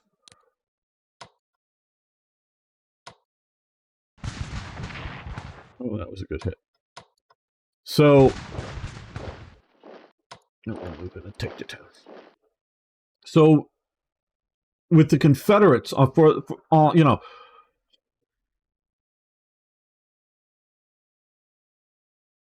and I keep forgetting Jackson's name.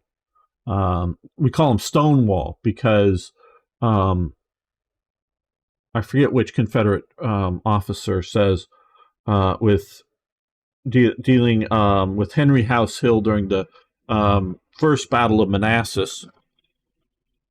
Very loud motorcycles going by, 3 Harley types. But said, with some of the Confederate forces fleeing, look at that Jackson there standing like a stone wall, or what words to that effect. It's been a long time since I read the quote. And so he gets the name Stonewall Jackson. You have, from the beginning through to the end of the Civil War, the Confederacy is always making do, is always, extemporizing, is always figuring out how to do things. And there's various studies, and I haven't read a lot of them, or read summaries of them, that talk about the different cultural groups within America, and some of the different Southern versus Northern, and how the Northern, coming from a certain part and certain class, both part and class of England, versus the South coming from a different part and class. And then I would also put in the weather, the climate as well, changing the Southern character. But they're still, they're not as industrious as the Yankee, because probably, I mean, it would be a tough argument to say who is more industrious, the Yankee or the, and I'm choosing my words carefully here, the sort of English mercantile, or English, not just middle class, but English sort of, mercantile or industrious class, if you will, that's growing up after the Napoleonic Wars, or because of the Napoleonic Wars and onward going. Those are two most industrious peoples as a group on the planet. Germany and France are lagging behind. Germany is more organized um, by the German nature of their industrial revolution and going, and France is fairly well done. But so you don't have nearly as industrious a people in the South, but you still have they're still, if you will, Anglo Americans of a flavor, and so they're just making do. Like I said earlier, the um,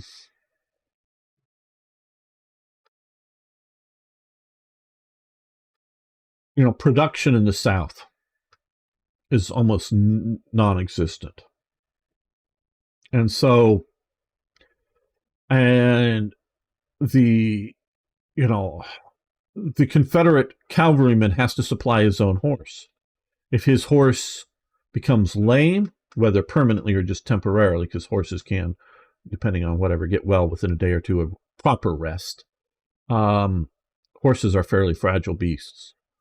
Uh, and I just on aside, that's because humanity has bred them to sort of be that way, compared to what their original sort of, um, you know, sort of like the Mongol horse or whatever, sort of a smaller, sturdy horse. They're not as hardy as human beings, I would say. Um, but looking at that, you've got and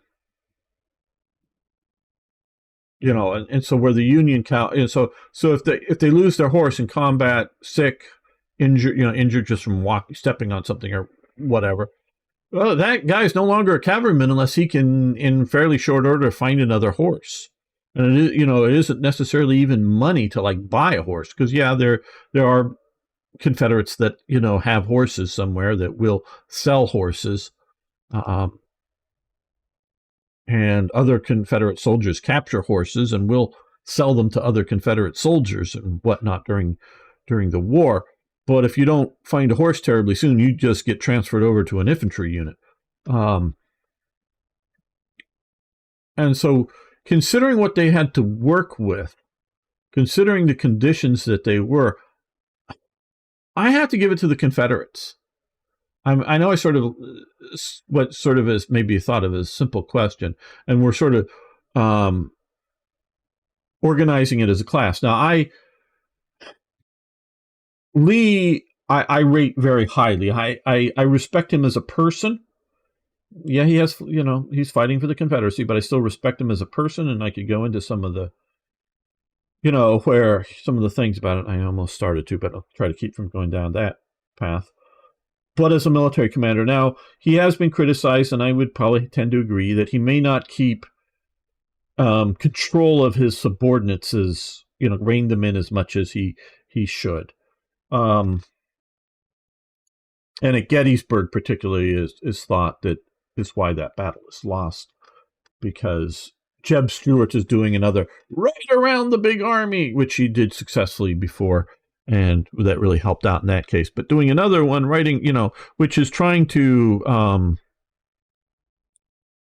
cut off supplies, pick up destroy spare units, maybe pick up supplies, pick up horses, because they're capturing a lot of, there may be wagon horses, which aren't quite as good as proper mounts, horses.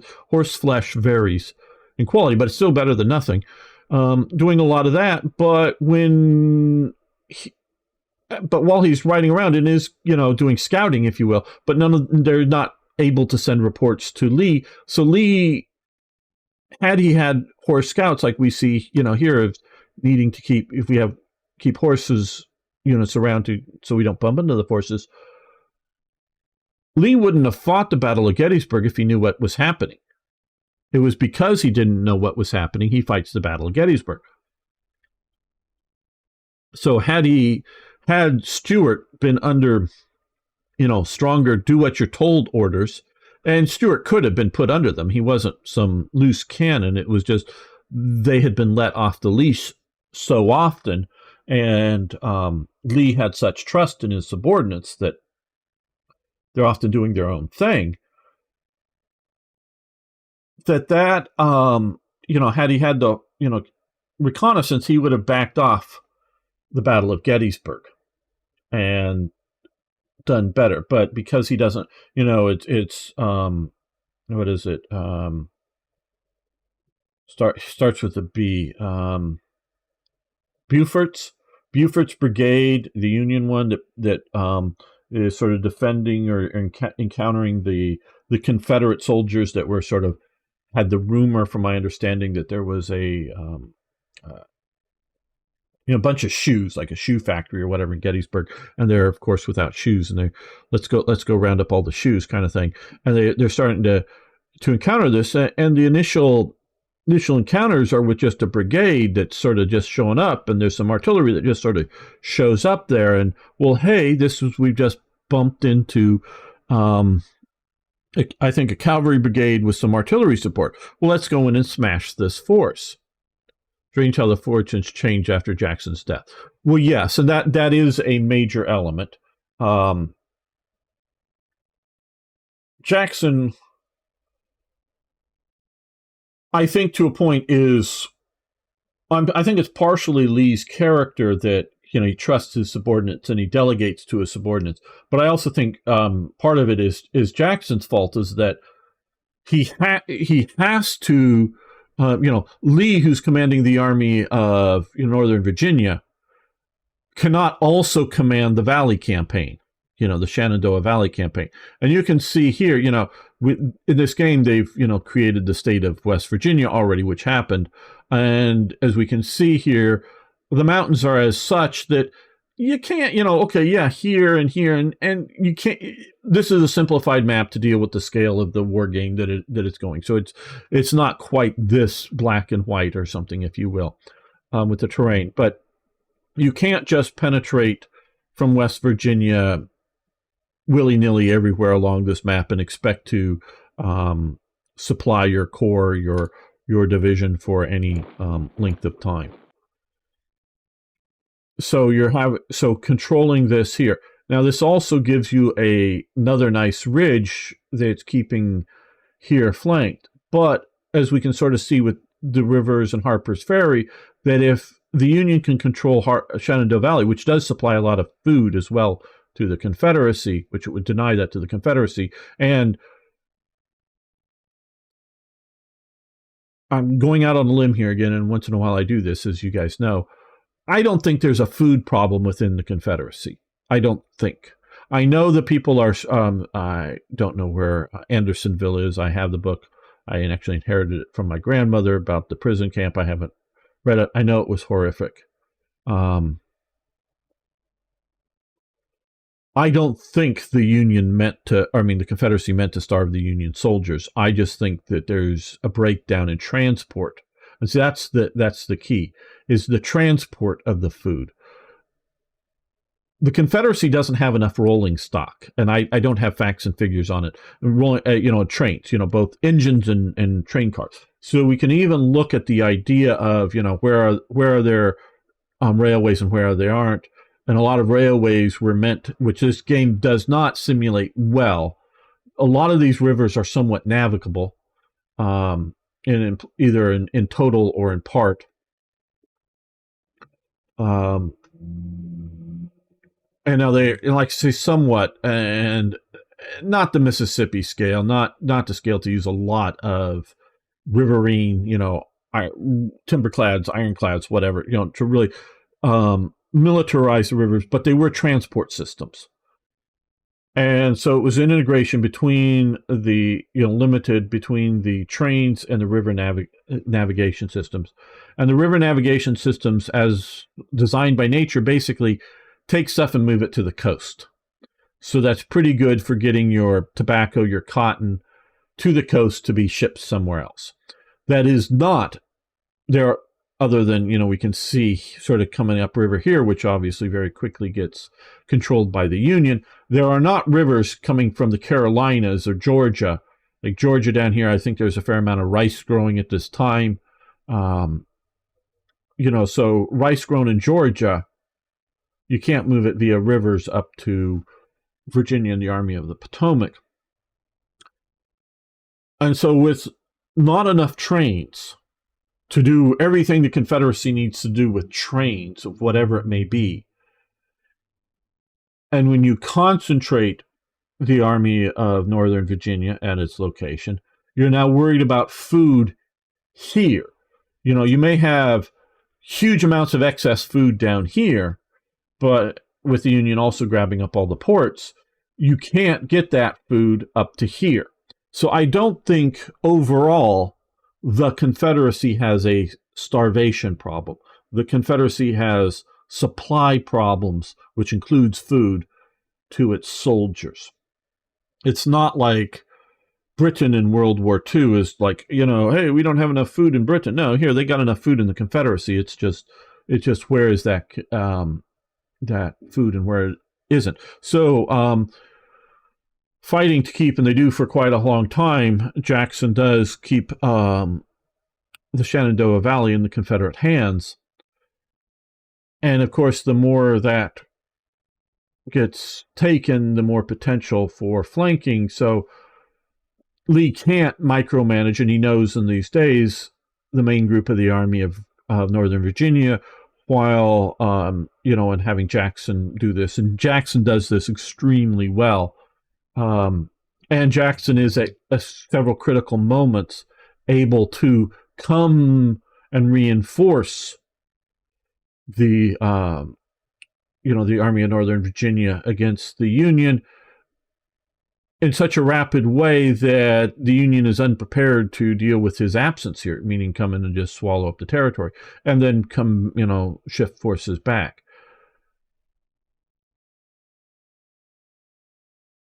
And so Jackson is a critical component to the, as you mentioned,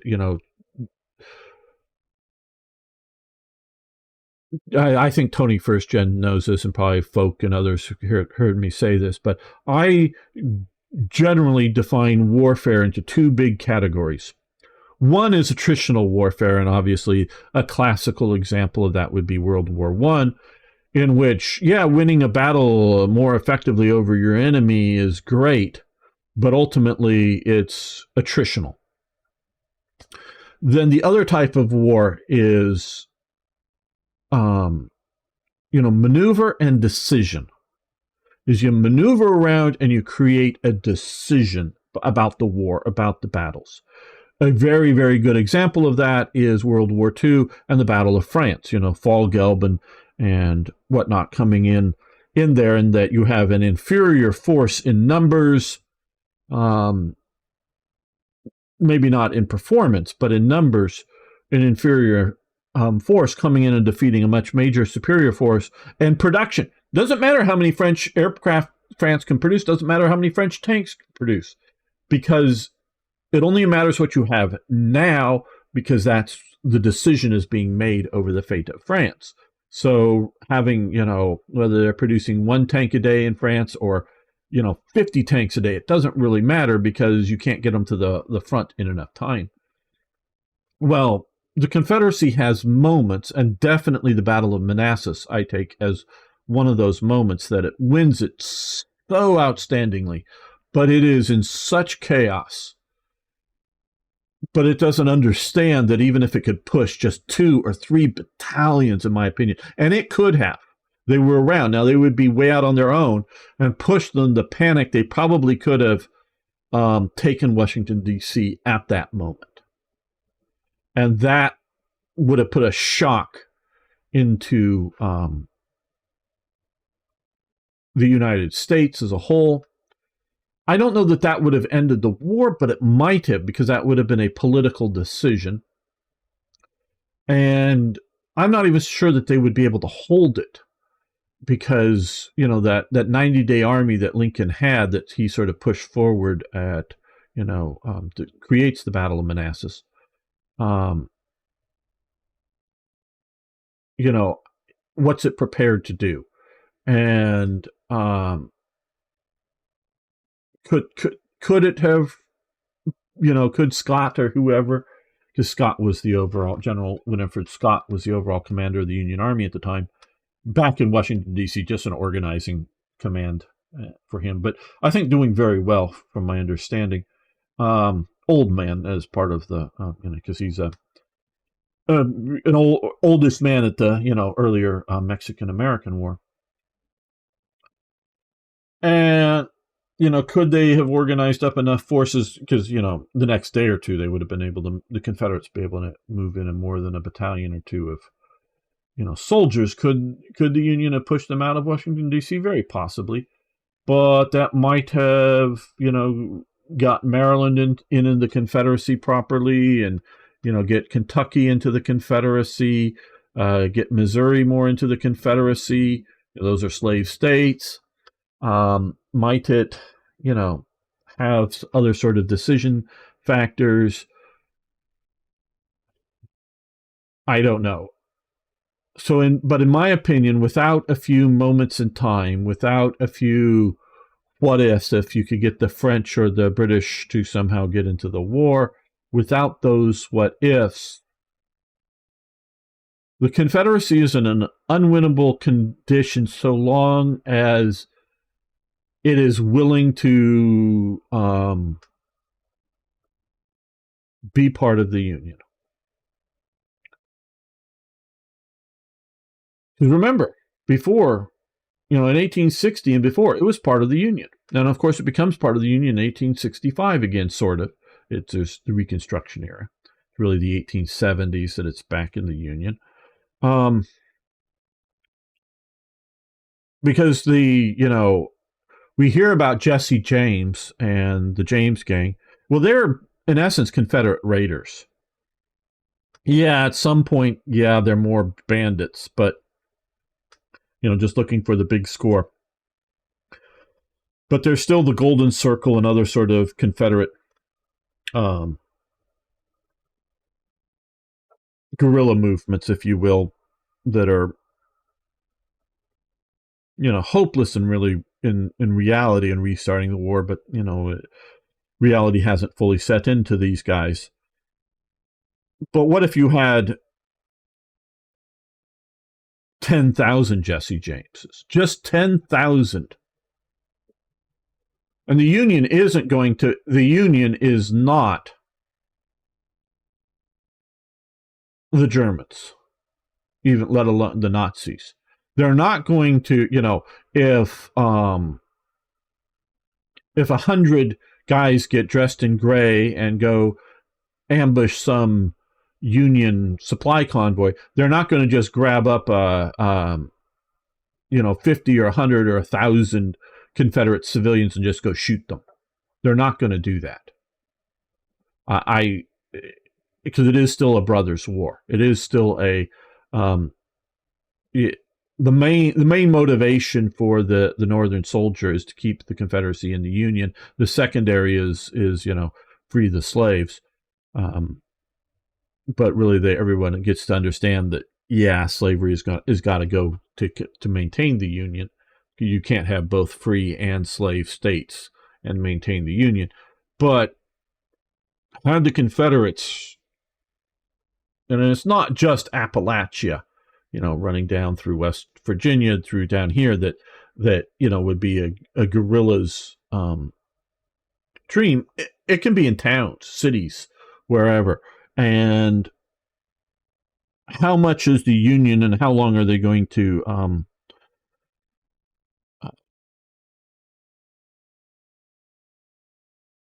fight out this guerrilla war if it was really put forward and pushed?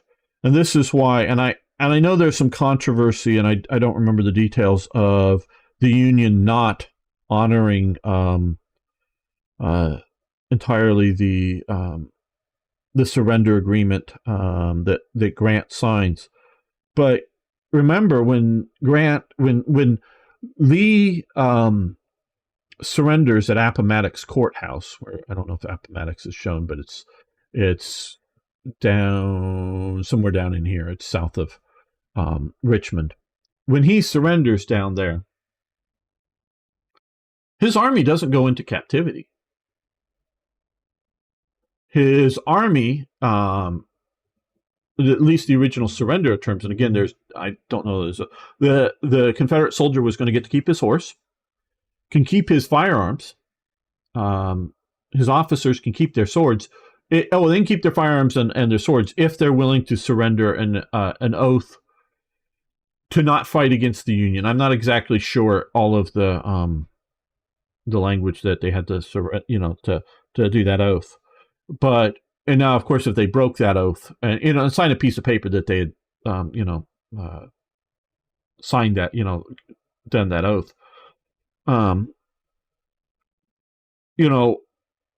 so basically everyone just gets to go home. I know there's a lot of people, they were traitors and blah, blah, blah, blah.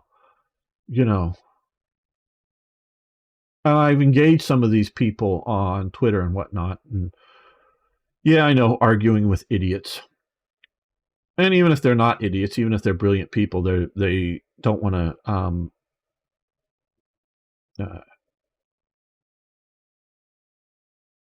acknowledge that their points are wrong.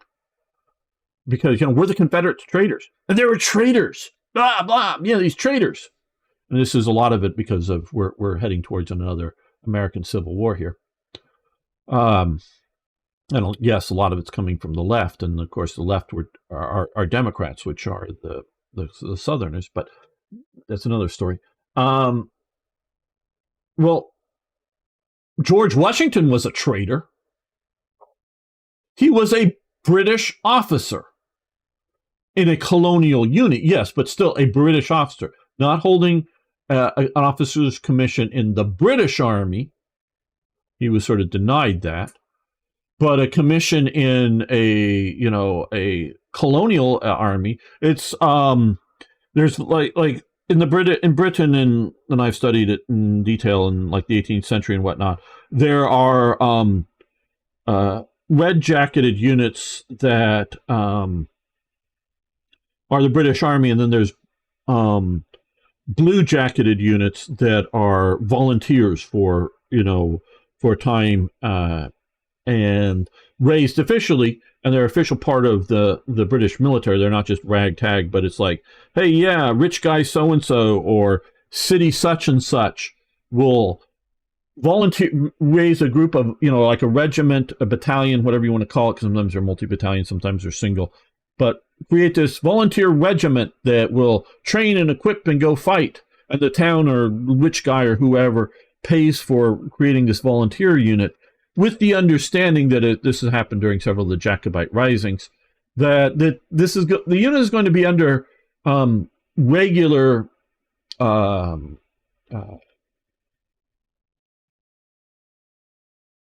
orders, regular command. They're not just sort of get to come and go. They're under proper military command for the basically duration of the emergency. Key element.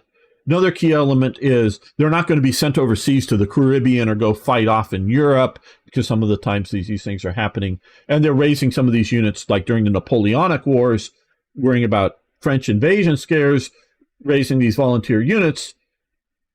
These guys did not want to be sent again overseas or somewhere else, and they may serve for years and maybe even in a full-time type capacity, not necessarily as a reserve. Sometimes they're reserve, sometimes they're full-time to capacity, but with the idea that they're real soldiers, but no, you don't get to send us to go fight Napoleon overseas. We're defending our home. Well, it's a unit like that George Washington was part of the British military, and he's, pledged an oath to the British king, and he's a fucking traitor, if you will, to the British, to Britain. So George Washington is just as much a traitor as Lee is. Now, some say, what's the difference between a traitor and not? Is success or failure in the war, obviously. So there is that element that Lee is on the losing side. But Lee is fighting for Virginia like Washington was fighting for Virginia. And I don't know I know there were individuals, considerable numbers, and there are probably a few individual officers that were part of the Union Army that were not Southerners that did the fight for the Confederacy. But and there were and some of these we could say, and I'm not, border states I'm sort of leaving out on this, Kentucky, particularly Kentucky and Missouri, but maybe a bit Maryland. but very few of Northern officers betrayed. Because prior to the American Civil War, your state mattered more than your, than the Union together. Now, maybe some of the smaller states, Delaware, or whereas Rhode Island is so small that, but Massachusetts or New York or Virginia or the Carolinas, that meant more to you than some conceptual, because it's to you because you've probably not traveled outside of your state, some conceptual big country that you're conceptually part of. You're an American, and the idea not so much as nation, but just as description. What are you? You're not English, because those are people over in England. You're sort of American, but your home area is like Virginia or the Carolinas or whatever else. So I look at that differently here. And so with the Confederacy, with these officers and men, I just, firing in at Washington, besieging that. Let's do some more. Oh, good. Hurt the troops there, and let's hit that bit. So, yeah,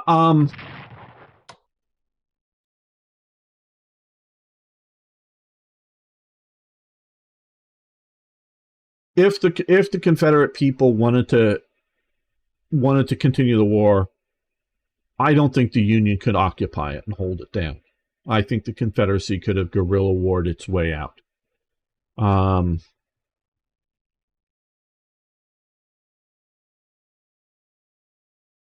it would have been an awful, bloody mess. It would have been very destructive. And,